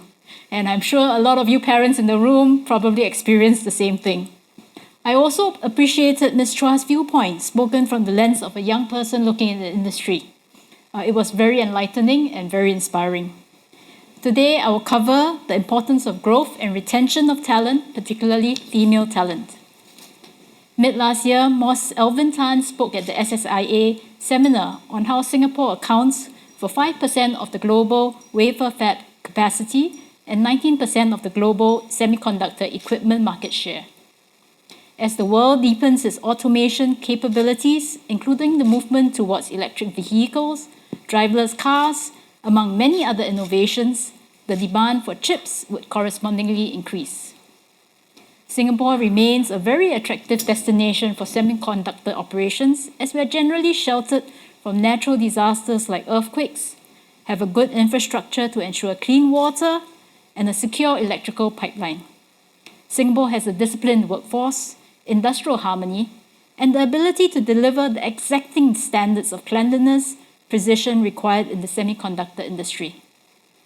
With political stability and a nationwide discipline to ensure smooth movement of goods and trade, Singapore stands poised to grow its share of the semiconductor industry with innovation and automation. The semiconductor industry offers good and stable jobs for locals. Unlike seasonal manufacturing jobs, the semiconductor industry projects require deep capital investments and generally have long product cycles. I understand that many in the semiconductor industry stay within the industry for many years and often throughout their whole careers. Yet, while we account for 19% of the global equipment share, we only have 0.1% of the world's population. The workforce in Singapore is shrinking due to an aging population, and the war on talent is intensifying as many youths are being attracted to other jobs like in the ICT industry, as Ms. Chua alluded to just now. Global talent is sought after all over the world, and the pandemic has changed perceptions of overseas deployments. As such, potential employees are now recalculating the cost of being separated from their families. While we continue to innovate by adopting digital transformation, there is still a pressing need to attract talent into the industry. Let me start by saying at E2I, we believe in good jobs for workers regardless of their gender. However, since this is the Semiconductor Women's Forum, I'll focus my speech on attracting and retaining women in the semiconductor industry, although many of the strategies will apply equally to men and women. Firstly, I believe that we need to start by building interest at a young age. Unlike jobs like doctors, teachers, police officers, and even coders, children are not exposed to what the semiconductor industry does. And unless our youths can understand what the semiconductor industry does on a day-to-day basis, they cannot aspire to join the industry. We rarely hear of people saying that working in the semiconductor industry was their childhood dream. Thus, more can be done by the industry to introduce the jobs and possibilities to the young, whether it be at your children's school career day talk or sharing what you do with your children. Introduce what you do on a daily basis and why it matters. Initiatives like Chips at School by Infineon are good examples of companies reaching out to introduce youths to the industry. The youths of today want to find meaning and purpose in their careers, and inspiring them by what the semiconductor industry can offer is a good first step. Our children also like hands-on projects. SUTD has been trying to attract my eldest son, who is in NS, to take on his undergraduate studies with them. And to do so, they have been sending him little electric circuits, components to tinker with. But interestingly, it is not him who is interested. It's his younger sister, who's in primary school, who's most intrigued by these packages. She receives such gifts with great joy. She tinkers around with them, searches the internet for insights into why things work the way they do. Exposing the young to chips and circuits can excite them into a lifelong career in the semiconductor industry. Secondly, women in the workforce today are looking to role models for mentorship and guidance. Today, I see many distinguished ladies in the audience who have progressed in the semiconductor industry. I hope that more of you, including those on our online audience, can consider taking these younger ladies under your fold to mentor them in their careers. In a highly male-dominated occupation, the role of female mentors can help to inspire women to realize their potential to achieve professional success. One of the reputable female leaders who has benefited from mentorship and excelled in the semiconductor industry is Jennifer Zhao. She currently leads a global team which reimagines AMS spectral sensing technology for the use in devices that provide rapid testing and results relating to COVID-19 infections. Her great success and passion for advancing women's success in STEM fields serves as an inspiration to many. Besides Jennifer Zhao, there are other distinguished female leaders like Xia So-yun and Sim Che-wee. These ladies have excelled in their fields through hard work and determination and would have many insights to share with younger women to inspire them. Beyond mentorship, it's encouraging to witness how partners have led the way in investing in efforts to support female talent. Global Foundries, for instance, established the Global Women Network with a mission to create sustainable frameworks for the professional development of women. The network provides a vital role in building an inclusive culture where both men and women work actively as allies for women employees. One of the most common reasons why women drop out of the workforce is for family care. Keeping women in the workforce would thus mean rethinking work structures to support women's aspirations and dreams for the family. While parenting is core responsibility, often the mother takes on the bulk of caregiving. In addition, women, particularly those who are more financially stable, would want to spend more time with their families. Speaking from personal experience, as my children were growing up, I realized the need to reprioritize my life and spend more time being there for them. That influenced my choice in jobs, and the only reason why I can retain a full-time job and be where I am today is because my employers over the years have been very enlightened and allowed me to work on flexible work arrangements. Flexible work arrangements are particularly important because once the women leave the workforce, the inertia to re-enter the workforce is very high. Considering women make up about half the population and are as highly educated as men today, efforts to keep women employed, even on a part-time basis, is an important retention strategy. When it comes to flexible work arrangements, I've seen different employer viewpoints on this. Some take the view that if not everyone in my company can go on flexible work arrangements, then no one should be allowed to go on flexible work arrangements. There is also a more enlightened viewpoint that just because not everyone in the company can be on flexible work arrangements, that does not mean that those who can should similarly not be allowed to do so. The latter employer will retain its talent, while the former will not. More so because competition for talent with similar skill sets is no longer just in your industry, but in many adjacent industries, including the ICT sectors and the electronics sectors. Thus, employers, if you want to retain talent, there's a growing need to cater to and adjust to the different needs and aspirations of your staff, both in their work and family lives. Next, keeping in touch with women who have left your company and the workforce. Some women may still decide to drop out of the workforce for a time to start families, care for their children, or even their elderly parents. Keeping in touch with them regularly can help them re-enter the workforce at appropriate junctures when they are ready. And finally, attracting talent into the industry. E2I has been enhancing our collaborations with SSIA through training, career coaching, and job matching. The ecosystem provides industry-based career guidance to job seekers by exploring various job roles in the semiconductor industry, as well as relevant training to help them close existing skills gaps. E2I and SSIA have launched an industry-based career portal in January for job seekers. This seeks to be a one-stop job repository for job seekers to explore a career in the semiconductor industry. I would like to invite all interested companies to contribute your good job vacancies here and be a part of the initiative. If you would like a better sense of how competitive your offer is compared to others, as well as that of adjacent jobs, do get in touch with our solutioning officers.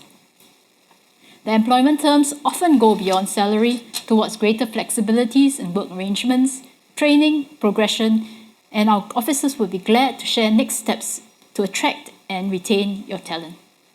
Let me talk a bit about career conversion programs. The semiconductor industry comprises many different job roles, including design, manufacturing, marketing, packaging, testing, facility management, and quality control, among others. While some of the roles are very technical in nature and do not lend themselves easily to career conversion programs, others may have lower barriers of entry for which career conversion programs may be appropriate to attract talent into the industry. Returning to work, women may also benefit from career conversion programs to do job reskilling before rejoining the workforce. SSIA has some career conversion programs, and E2I will be glad to support companies who want to introduce more of such programs. E2I looks forward to working with SSIA and our industry partners to develop initiatives to help talents from all walks of life to join, stay, and thrive in the industry. I look forward to seeing more of such collaborations and to expand the reach of ongoing initiatives to foster diversity and inclusion in the workforce. Thank you.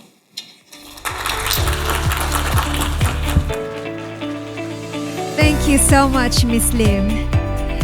We'll now watch a short video demonstrating the collaboration between SSIA and E2I in talent development, so please enjoy. Worldwide chip demand is at a high, and semiconductor and electronics companies, including those in Singapore, are expanding to meet this demand. Semiconductor manufacturing alone accounts to 7% of our GDP. In Singapore, semiconductors continue to be the fastest growing segment, accounting for 82% of our electronics manufacturing output. At least 2,000 more jobs are expected to be created in the next 3 to 5 years. More than ever, it is critical to ensure a sustainable talent pool to support our sector's growth. SSIA and E2I pledge our commitment to deepen our partnership for talent acquisition by promoting workforce diversity and an inclusive corporate culture, providing industry-based career coaching service to encourage more talents, especially the ladies, to join us, organizing training to better position job seekers and switchers in job placement efforts. Together, we can make a difference towards an inclusive and sustainable ecosystem for the semiconductor and electronics sector.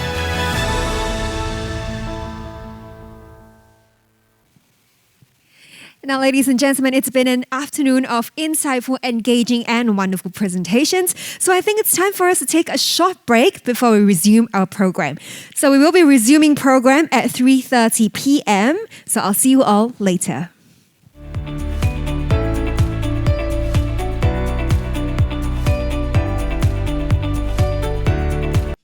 Welcome back, everybody. This year's Semiconductor Women's Forum has a new and different element. We will be launching a Break the Bias pledge campaign in tandem with the theme of International Women's Day 2022. Together with SSIA, our industry leaders and partners have taken time and effort to present the following segments. So now I seek all of your attention. Can I direct them over to the screens to witness how the industry is working together to break the bias? Enjoy. Women only account for 10 to 25% of the global semiconductor workforce across all roles and functions, less in technical roles and even less in leadership roles. It is an uncomfortable fact, but we cannot run away from it. Instead, we need to face it head on and have the uncomfortable conversation. As the leaders in material engineering solutions used to produce virtually every new chip and advanced display in the world, Applied Materials invests in its people to build a deep-rooted culture of inclusion so that every person knows that they belong, feels empowered to bring their whole self to work, and is inspired to grow.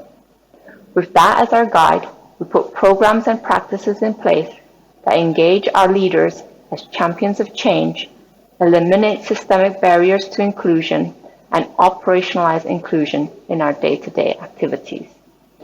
At Applied Materials Southeast Asia, we launched our Women's Professional and Development Network 3 years ago as one of the key components of workplace inclusion.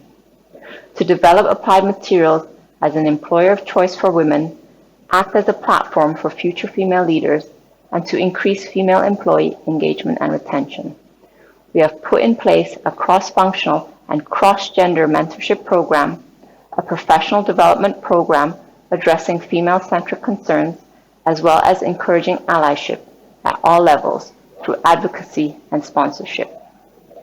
Even with these initiatives in place, we can and want to do better. Here at Applied Materials, we pledge to break the bias to realize a semiconductor industry that is diverse, equitable, and inclusive.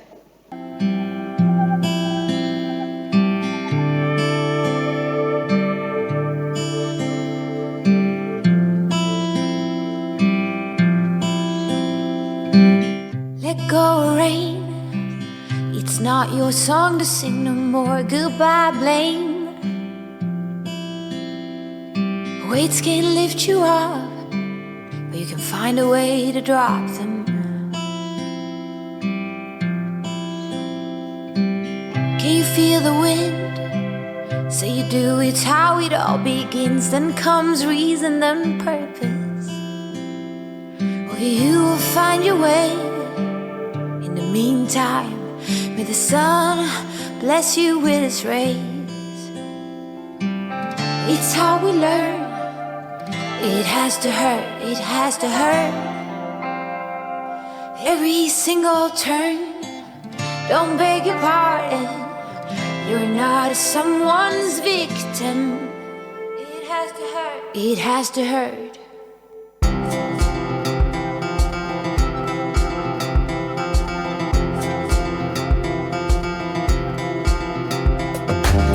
You can ask spring how it is when the buds are bursting.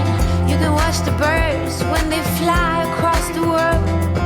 Weights can't lift you up, but you can find a way to drop them. When the new ones weigh you down, you'll be on top of them. Oh, don't mind the fall, break down when it burns.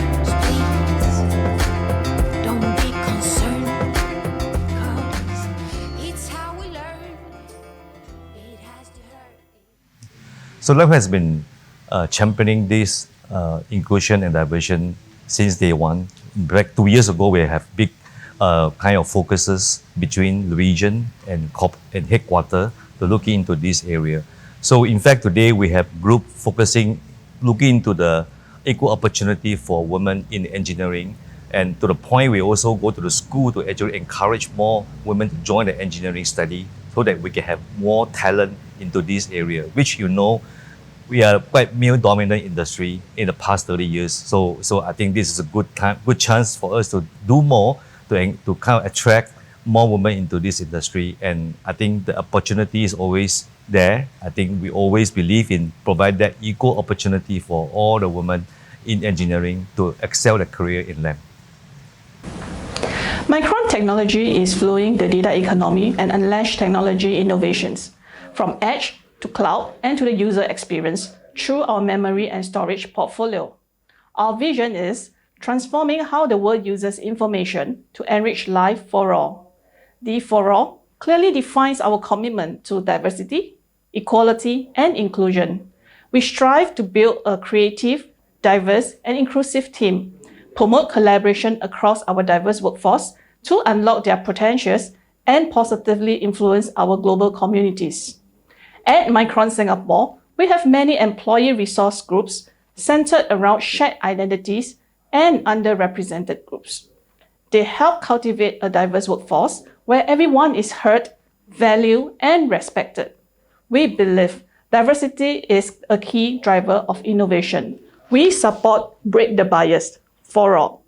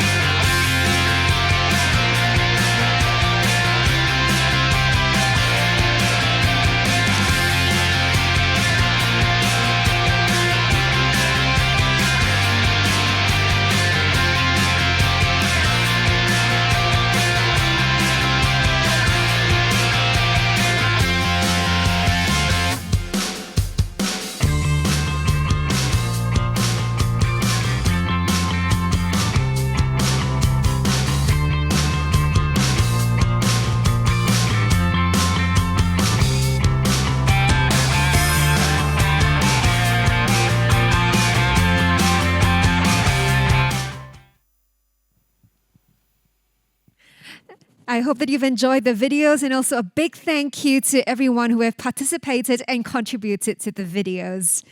Now, coming up, we have Ms. Antoinette Hamilton, Global Head of D&I at Lam Research, who'll be joining us virtually. Now, she'll be sharing about building a culture of inclusion and diversity. Can I direct all your attentions over to the screens, please?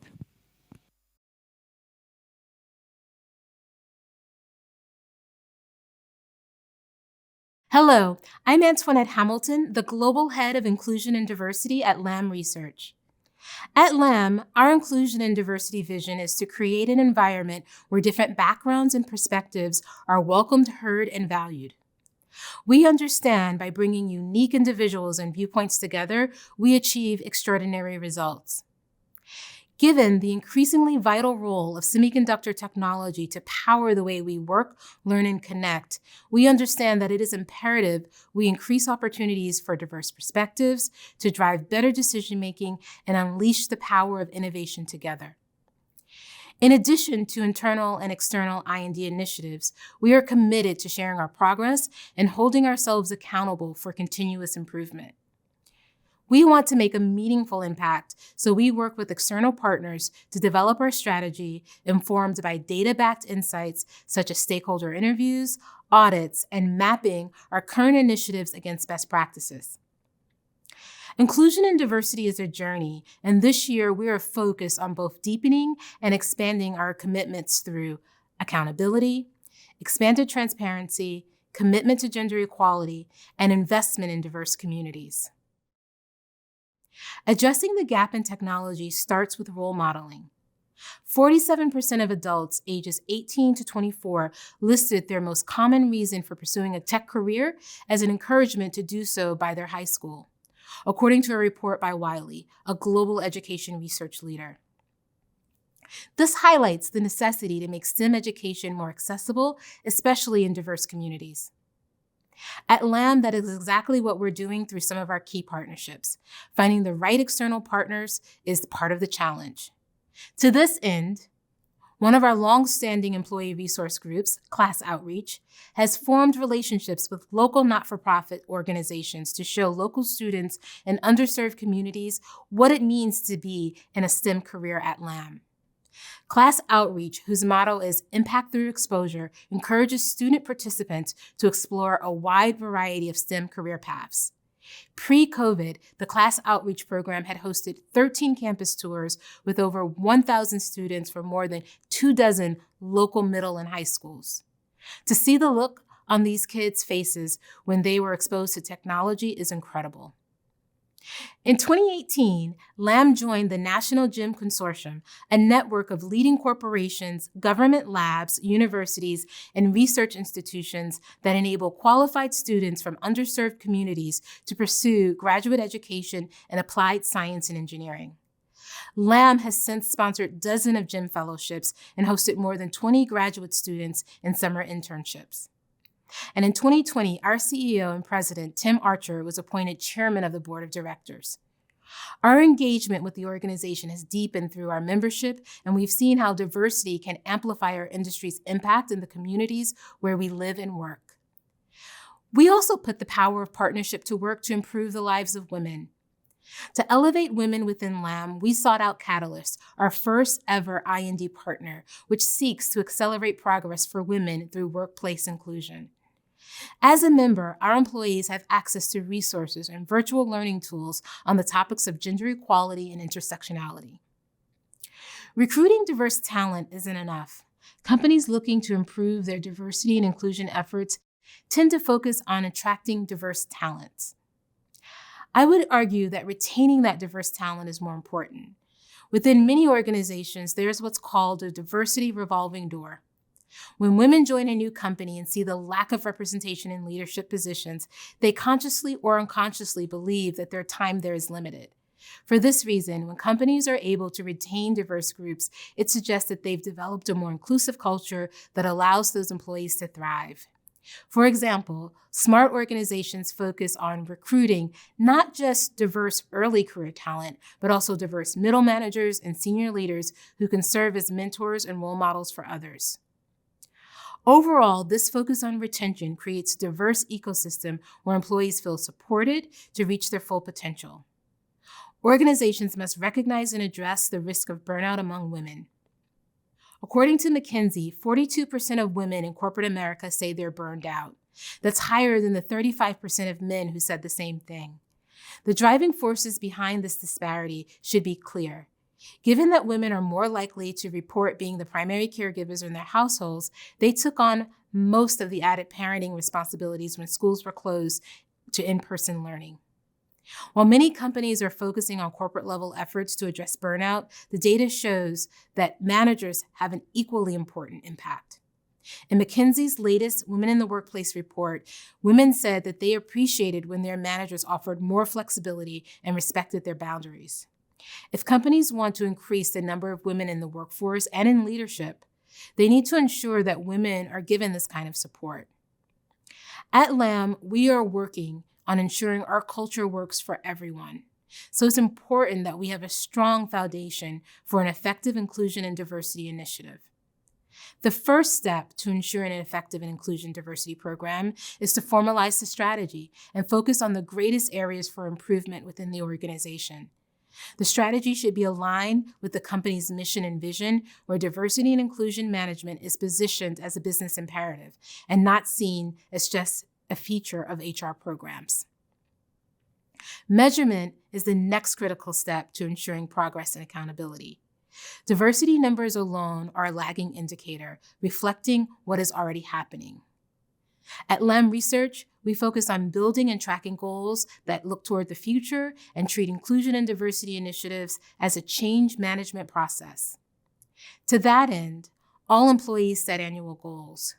We've rolled inclusion development goals and accountability into our expectation of our people managers. Inclusion and diversity programs work when employees live the values that the organization has defined and feel the impact. Building in the change management process allows us to focus on driving the right steps at the right time. Determining the appropriate goal to set can vary based on a company's gaps and objectives.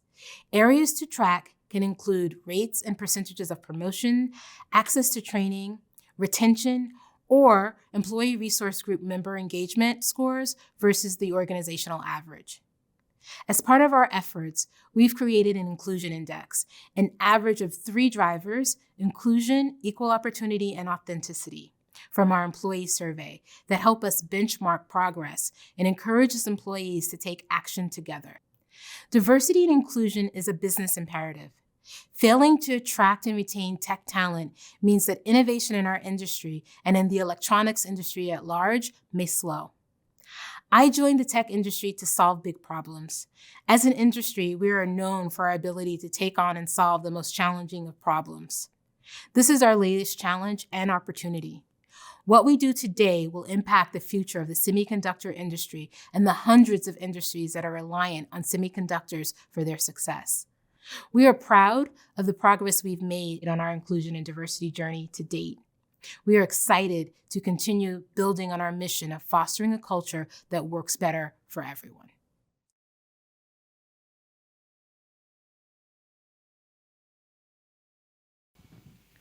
A big thank you to Ms. Hamilton for, pre-recording this for us and also dialing in virtually.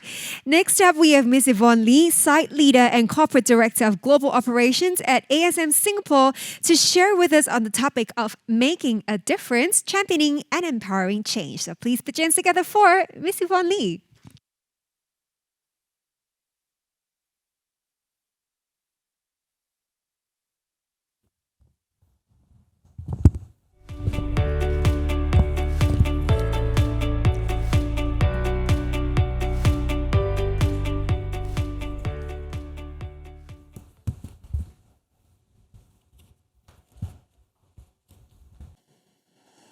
Good afternoon, everyone. I'm Yvonne from ASM International, and I'm the Corporate Director for Global Operations, responsible for order fulfillment, global manufacturing, quality, as well as manufacturing engineering. I've worked for Motorola Electronics Private Limited and Applied Materials Southeast Asia before joining ASM. I was an intern with Motorola and started my career with them as a process engineer. 13 years later, unfortunately, when Motorola moved the operations to China, I joined Applied Materials to start up the manufacturing site in Singapore and develop my career beyond engineering into multiple operations roles. I'm very honored to be invited to this forum today to learn from all of you and to share my personal experiences on how to make a difference by championing and empowering change. The phrase itself is full of powerful words: making, difference, change, championing, and empowering. All of us can make a difference to our lives, to the people around us, to the environment we are in, and it all starts with each of us. My journey of making changes to achieve continuous improvement has become an integral part of my work life and even personal life, much to the disgust of my husband. All of us can make a difference, and therefore, I would like to share some of my personal stories. In addition to my responsibility in global operations, I'm also the site leader for ASM Singapore. As our company grows tremendously, being the employee as well as the agent of change, it is exciting to be part of this journey, as it is the best time to learn. I'm also looking forward to contribute and make a difference with my past experiences. In ASM, we are a truly diversified company.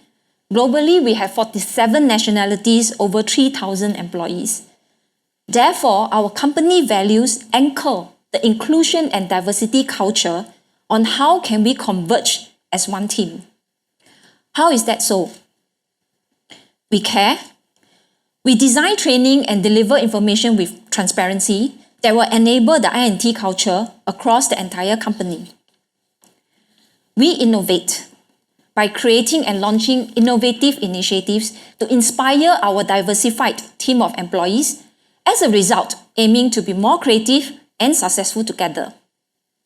We deliver with clear inclusion and diversity culture targets. We created accountability and monitor our progress towards them.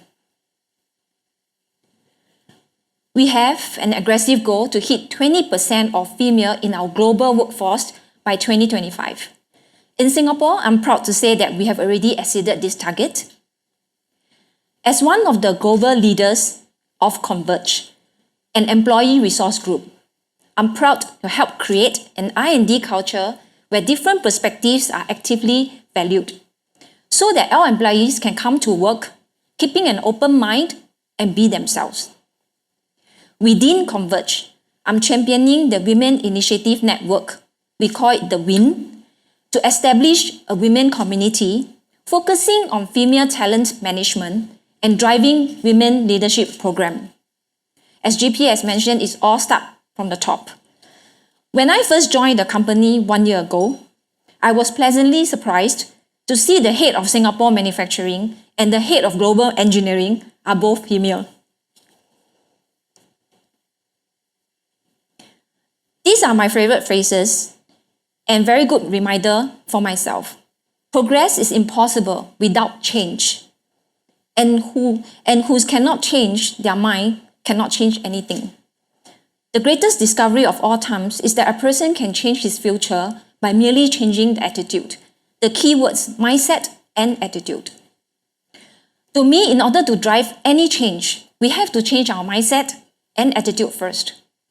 We must also recognize that change can be fearful sometimes. Therefore, the big step of making any change is to make that decision to change. As Minister Gan has mentioned, one bias that she would like to break is the bias within ourselves. We all have little voices in us that resonate, unfortunately, with the unconscious bias. For example, I don't think I should take a seat at the meeting table. Those are meant for bosses. What if they think I need to leave early from the business dinner is to take care of my children? I think I'm not chosen because I'm a female. Now, I think I'm chosen just because I'm a female. It is unavoidable to have all these little voices sometimes as we grow in our career. I'd like to share a story on my self-realization on why it is better not to fight those unconscious bias in others, but to rise above it, rise above those little voices in us. Here's the first story. One day I walked into a meeting room with about 10 Japanese male visitors who came to visit our company. I greeted them and started to set up my laptop. They asked if I could help them with some coffee. I showed them the fanciful coffee machine in the meeting room and help them with it.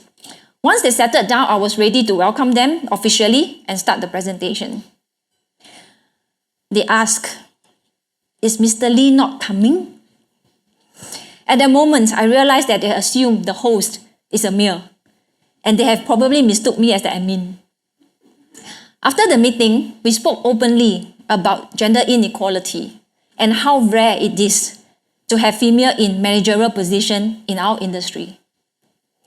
A few months later, I met exactly the same team, coincidentally at a Japanese restaurant near our headquarters overseas. We were both happy to see each other, and before I left the restaurant, I ordered dessert for them and paid for it. If I was upset during the first meeting, the outcome may be different.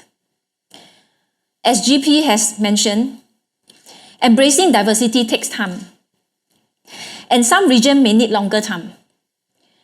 The lesson learned for me personally is not to be too affected by the unconscious bias, but to treat them as little noises so that you can rise above it. How we react will naturally speak volume of how we break the bias.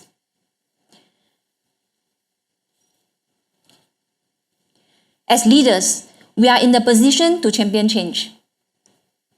I strongly encourage all of us, whether we are in the leadership position or not, to lead the way and to champion the change. I have 3 key points to share on this based on my personal experiences. To champion change, we need to be aware of some of the challenges that female employees may face, especially those in male domineering industry. One common example, like I mentioned earlier, we may not take the seat at the meeting table if there are already some male bosses sitting at the table. Even when I was at the director level, there was an instant that I did the same, and I took the seat at the row against the wall during a meeting. A corporate vice president, who was the highest ranking person of the meeting, saw that I did not lean in and sit at the table. He stood up and walked to me quietly. He signaled me to follow him and led me across the room towards his own seat. We exchanged the seat, and for that meeting, I ended up sitting at the head of the table. I actually reflected deeply after the incident. The message that I sent to all the female employees in that room was wrong as a female leader. Therefore, especially for those of us in leadership position, it is very important to champion the change, to take ownership and break the bias. Secondly, we also need to be cognizant of the environment as well as some of the local culture that as we try to drive I&D. For example, the story that I shared earlier, that actually in some countries, I found out that some of the female leaders may be left out from invitation to attend some event. There was once I sent out an appreciation email to thank the team in a particular site. I took the opportunity to make it a point to include all leaders in that email. It was very well received, and I actually typed out the entire email in their native language. The email was very well received by the employees, and it was forwarded to all employees. I was glad that I made the effort to demonstrate that I care and include all leaders, male or female, through the email that I sent. Lastly, championing change by speaking up to make your voices heard. Have the courage to propose change, to demonstrate the importance of keeping an open mind. If it is not a good idea, at least you learn as well. I remember during my first week of work in a company, I proposed to change the layout of the manufacturing floor within the first week of my work. And I explained why we should make the change. It turned out to be the right thing to do, and the layout was changed totally within a month. I've demonstrated that the same thing can be done differently to yield different results. In summary, driving change should not be just limited to I&D aspects, but across all aspects of work that we do. Keeping an open mind will allow us to see the endless opportunities to drive change, and this, in turn, will drive I&D naturally. As leaders, we talk about our mission to champion change, and it is even more powerful if we can empower change. The impact that we can create will be exponential. To do that, we need to invest time in our people, to get to know them and for them to get to know us better. Only then we can share our vision to inspire them. In order to ignite the passion in them, we need to even take one step further to explain the big why and how they can clearly see they can add value to create their impact together with us. When I first stepped into a role to manage global teams, I was the only Asian leader among my peers. I went on a business trip to another site to hold my first all hands with the team of about 200 people. They were a very diversified team with varied nationality, and I could sense that I was totally not welcome the moment I stepped into the meeting hall.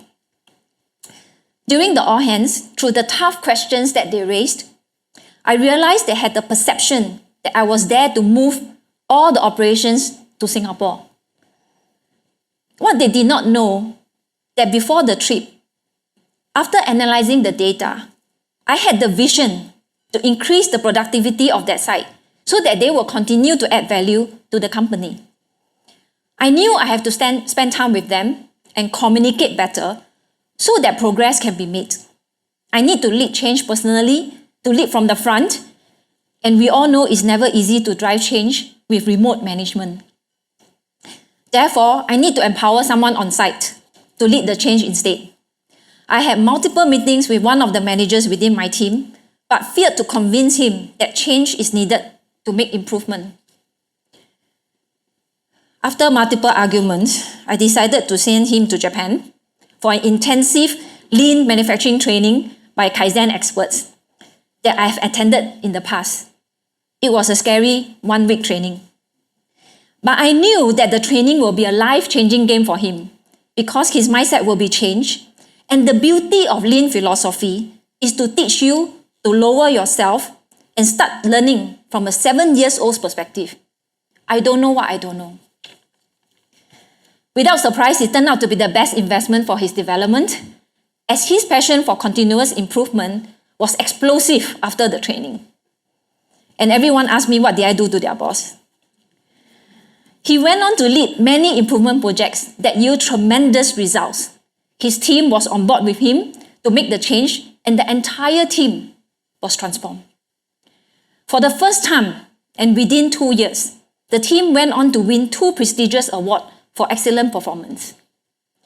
The manager became one of my best employees in my career, and I'm glad to develop him such that he's empowered to lead change. With the momentum to champion change himself, the pursuit for positive change became a self-sustaining process. He is a true agent of change who advocated change and helped to educate others. He has developed a learning organization that is continuously improving. He asked me, what would I like to do with the 2 trophies from winning the awards? I told him to display along the corridor, right outside the manufacturing floor, so that our people can feel proud of their achievement every day and be reminded to continue to do better. He was surprised and thought that I would like to bring them back to Singapore and display in my office. I clearly told him this: I do not need the trophy because you are my biggest trophy. As leaders and future leaders, we can all find our own trophies as we inspire people to make a difference to themselves and to others. With that, Thank you.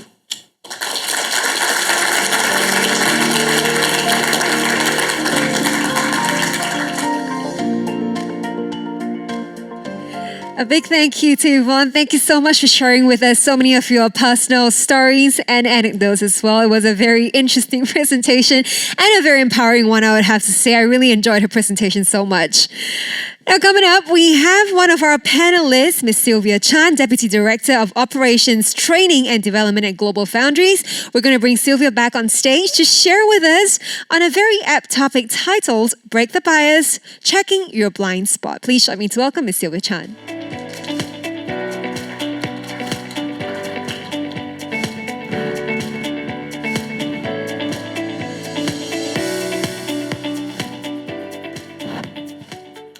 Good afternoon, Mr. Andrew Chong, Mr. Ang Wee Seng, and ladies and gentlemen.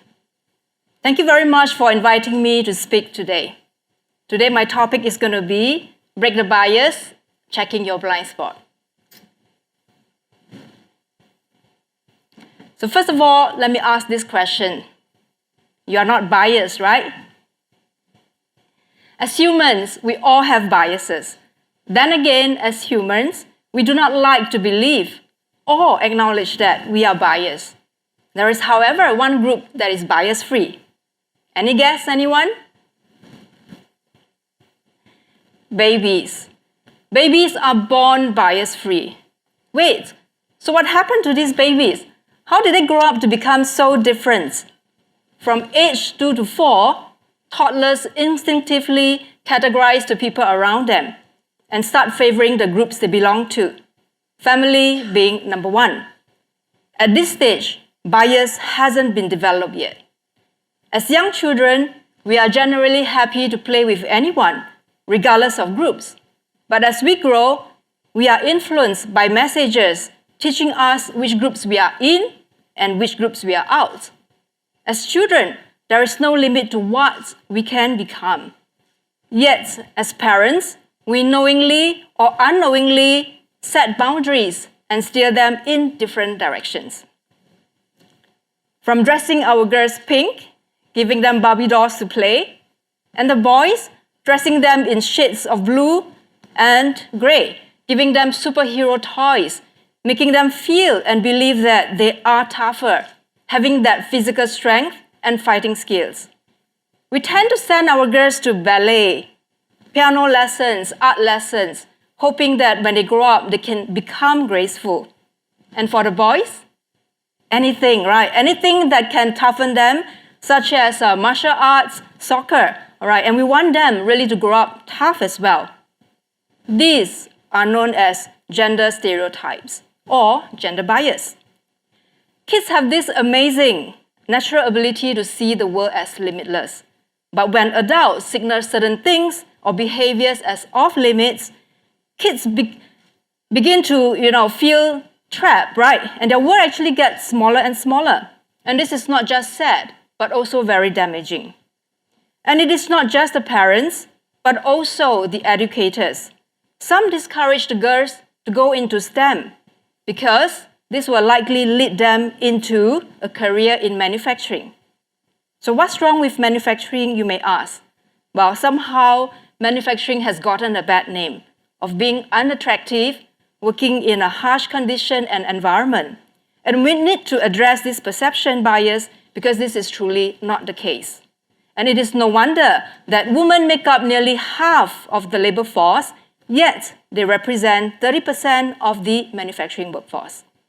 In one of my past experiences involving in hiring activities, conducting interviews and matching the right candidates to the role, one manager actually told me, Sylvia, don't give me ladies, okay? I only want guys. So why? Why is that so? Equipment role is tough. Sometimes got to carry stuff. I got to also expect them to climb, so it's not suitable for ladies at all. But at the back of my mind, I was also thinking, these women have invested several years of their life studying engineering. Would they have not, been prepared for what's to come or what is in the real world? And so during the interviews, I described the job nature and requirements and asked the female candidates, would you be okay? And guess what's the response? I do not want a desk-bound job. I want to be hands-on, okay? No problem having to carry my own toolbox or to climb a ladder. I tell you, at an instant, I felt so embarrassed even asking that question. Why? Because I have sent a wrong message that I actually feel that there is gender disparity. Moral of the story, it is important that all of us, especially as leaders and managers, we do not confine people into boxes. So let us stop gender bias. Many a times, people also make this remark on me. Oh, it's very rare to see a female Lean Six Sigma Master Black Belt because this role is very demanding. Okay, it requires high interaction, engagement with the senior leaders, besides being strong in project management and execution. Seriously? I would just smile politely and say to them, then today is your lucky day because you are looking at one. And I'd like to also, take this as a compliment. So how can we prevent and reduce gender bias? First of all, self-awareness. Take a hard look at how biases might actually be affecting your attitudes and actions. And be mindful that your inherent relationships, language, and behaviors may actually express bias. Think about what conclusions you actually jump into, right, about what and how women or men should dress, act, behave, or even look like. And stand up for gender bias when that happens. It could sometimes be a bad joke or a side comment during a lunch break, tea break, but have that courage to call when it happened. And this is powerful. It sets people to reflect and evaluate their words. It also sets a powerful precedent that bias joke is not tolerated here. And promotes, gender equal culture. All voices are equal, welcome and respected, regardless of job titles, genders, races, and nationalities. If you find yourself in a situation when a male co-worker runs away with a woman's idea, remind everyone of the origin. You could say, great idea. I love it when Betty originally brought it up, and I'm so glad that you agreed and reiterated that. And if someone takes your idea, the more you need to speak up for yourself, right? And you can actually say by saying, thanks for picking up the idea of mine, and here's my thoughts. And you can continue to build upon it. We all acknowledge it is not easy to challenge and break the bias, but society doesn't change if you don't start changing yourself first.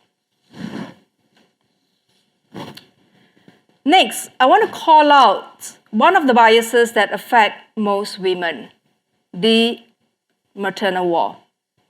I have a close friend sharing this with me. There is an opportunity to go on a 4-week assignment to US to lead a project. Her manager, however, identified A, a colleague of hers, as the best fit for this assignment. Why? Because she has the flexibility to leave the country for a few weeks. In fact, for a few months. Indeed, A is single, and she's not in a relationship either. While my friend is more experienced than A and is well qualified for this opportunity, her name is never brought up as someone who should be considered, as the manager makes the assumption and the decision that she is unavailable because she has little ones to care for. Ouch, right? Meets the maternal or paternal wall bias, where family commitments are used as reasons and sometimes excuses to hold individuals with childcare responsibilities back. Simply, it is when mothers or pregnant women are viewed as less competent or less committed to their jobs. And this even presents itself for non-mothers, while the career opportunities are being limited simply based on the assumption that women will have kids. Some of the common ways maternal bias show up in an organization are: people tend to remember that one time when the mother was late, but not the numerous times when the mother was early or on time. Mothers also may hear these judgmental comments like, I don't see how you can leave your kids so much. My wife could never do that. Younger women may also feel their career opportunities being limited by the assumption that they will eventually have kids themselves. On the other hand, when mothers are particularly high performers, they are often being judged for not being maternal enough. In fact, fathers are expected to take paternity leave and help out at home with his newborn. And even though government has extended paternity leave, yet there is still this stigma or stereotype that husbands should not be taking time off. We might have witnessed some of these scenarios being played out, maybe to your colleagues, to your sisters, to your spouse, or maybe even to yourself. I myself have been a victim to a certain extent. Shortly after I returned from my maternity leave after my first child, I had this wonderful opportunity to join another organization in a completely different industry. How exciting. Along the way, on a few occasions, I've been asked if I were planning to have more kids. Most of my friends who know me would know my answer.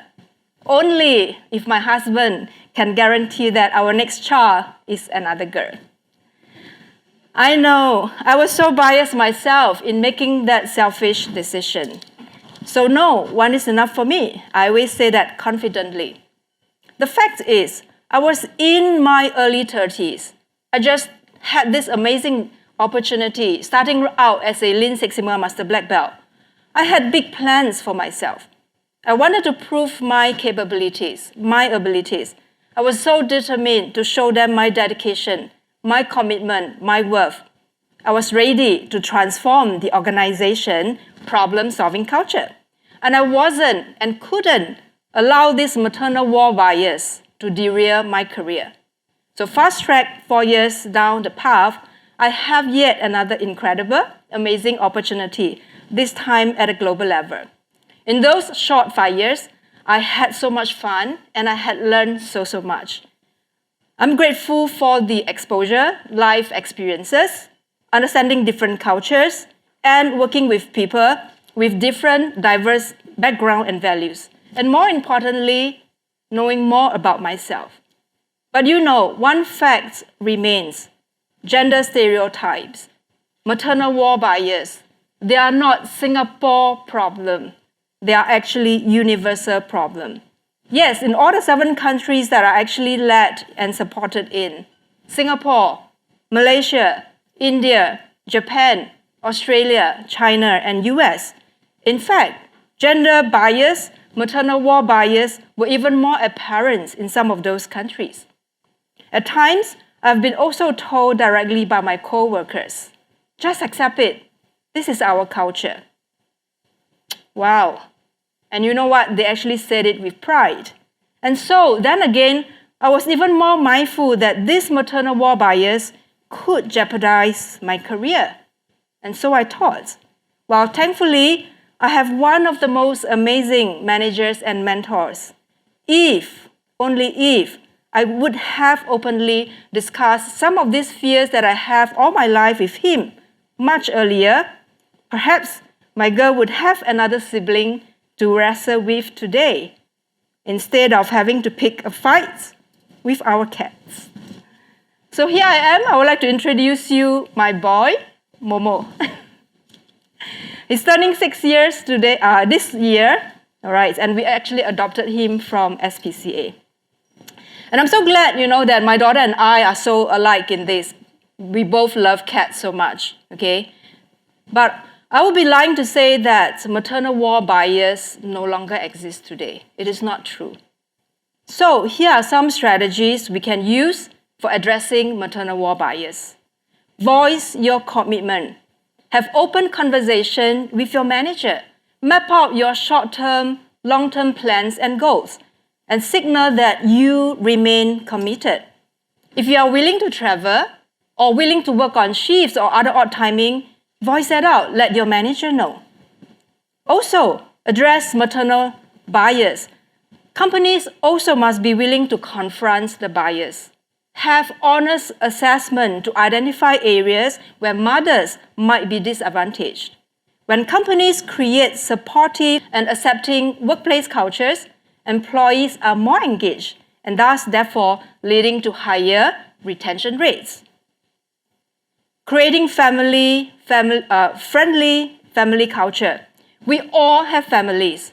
So for new parents, more flexibility may be desired in their roles to account for their schedules or childcare responsibilities. Workplaces need to promote and make it acceptable for employees to spend time with their employees.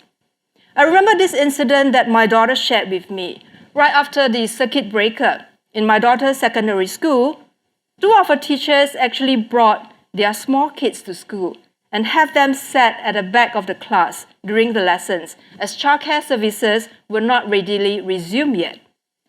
And personally, I find this very liberating, especially coming from the school. Allowing the children to be in the workplace during this difficult time send this very clear message to all the students that the workplace is in fact caring, truly embracing the inclusion culture. And I'm proud to say that at GF, we have a very strong D&I program. So let me share some numbers with you. GF is dedicated to actively support gender equality by looking at where women are in our talent pipeline. At GF, 92 nationalities are being represented, and I'm proud to say that at Singapore, we have 26 nationalities. And also, the women workforce made up of 24.6%, and at Singapore side, we have a very healthy number of 36% and still growing. GF continues to offer professional development opportunities, assessing pay equity, fostering sponsorship and mentorship, and also developing more family-friendly policies like our 20 paid weeks maternity leave globally. And we are so proud that we are also seeing year-on-year increase in the patent submission by our women employees. In closing, what is comforting also to know is that we are actually in a much better place today. We have more opportunities, and I also hope the courage as well to call out the challenge of different biases.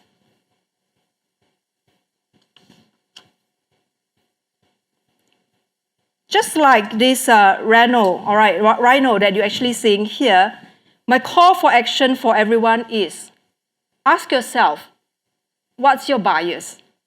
Acknowledge that we all have biases. Just like what you see this rhino painting all the pictures as you see on the wall. What seems like the right view to him is actually not quite the same for everybody else. Are you also in such similar situation?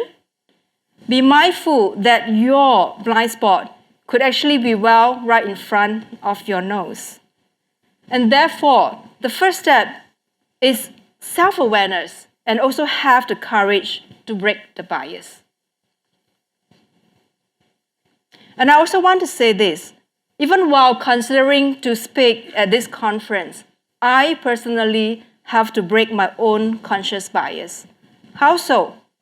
Generally, CEO, GM, VPs, senior leaders are invited as speakers. And like most of us, we are so busy, right? And we would probably make time, if a prominent leader gets to speak. And I actually have this little voice inside me. And I ask, would people stay back? What about on the other side, on the virtual wall, right? Would there be people actually still listening? Because I'm not in the C-suites. So inevitably, I'm falling into these stereotyping pits that speakers are reserved for a certain group. So thus, by accepting this invitation to speak, I'm proud to say this, that I am breaking my own bias, the stereotyping bias. With this, I would like to close by acknowledging SSIA for actually breaking the cookie cutter approach by walking the walk of diversity and inclusion, by inviting a variety of speakers, both in gender and levels, all right, and also including the interns. So thank you all.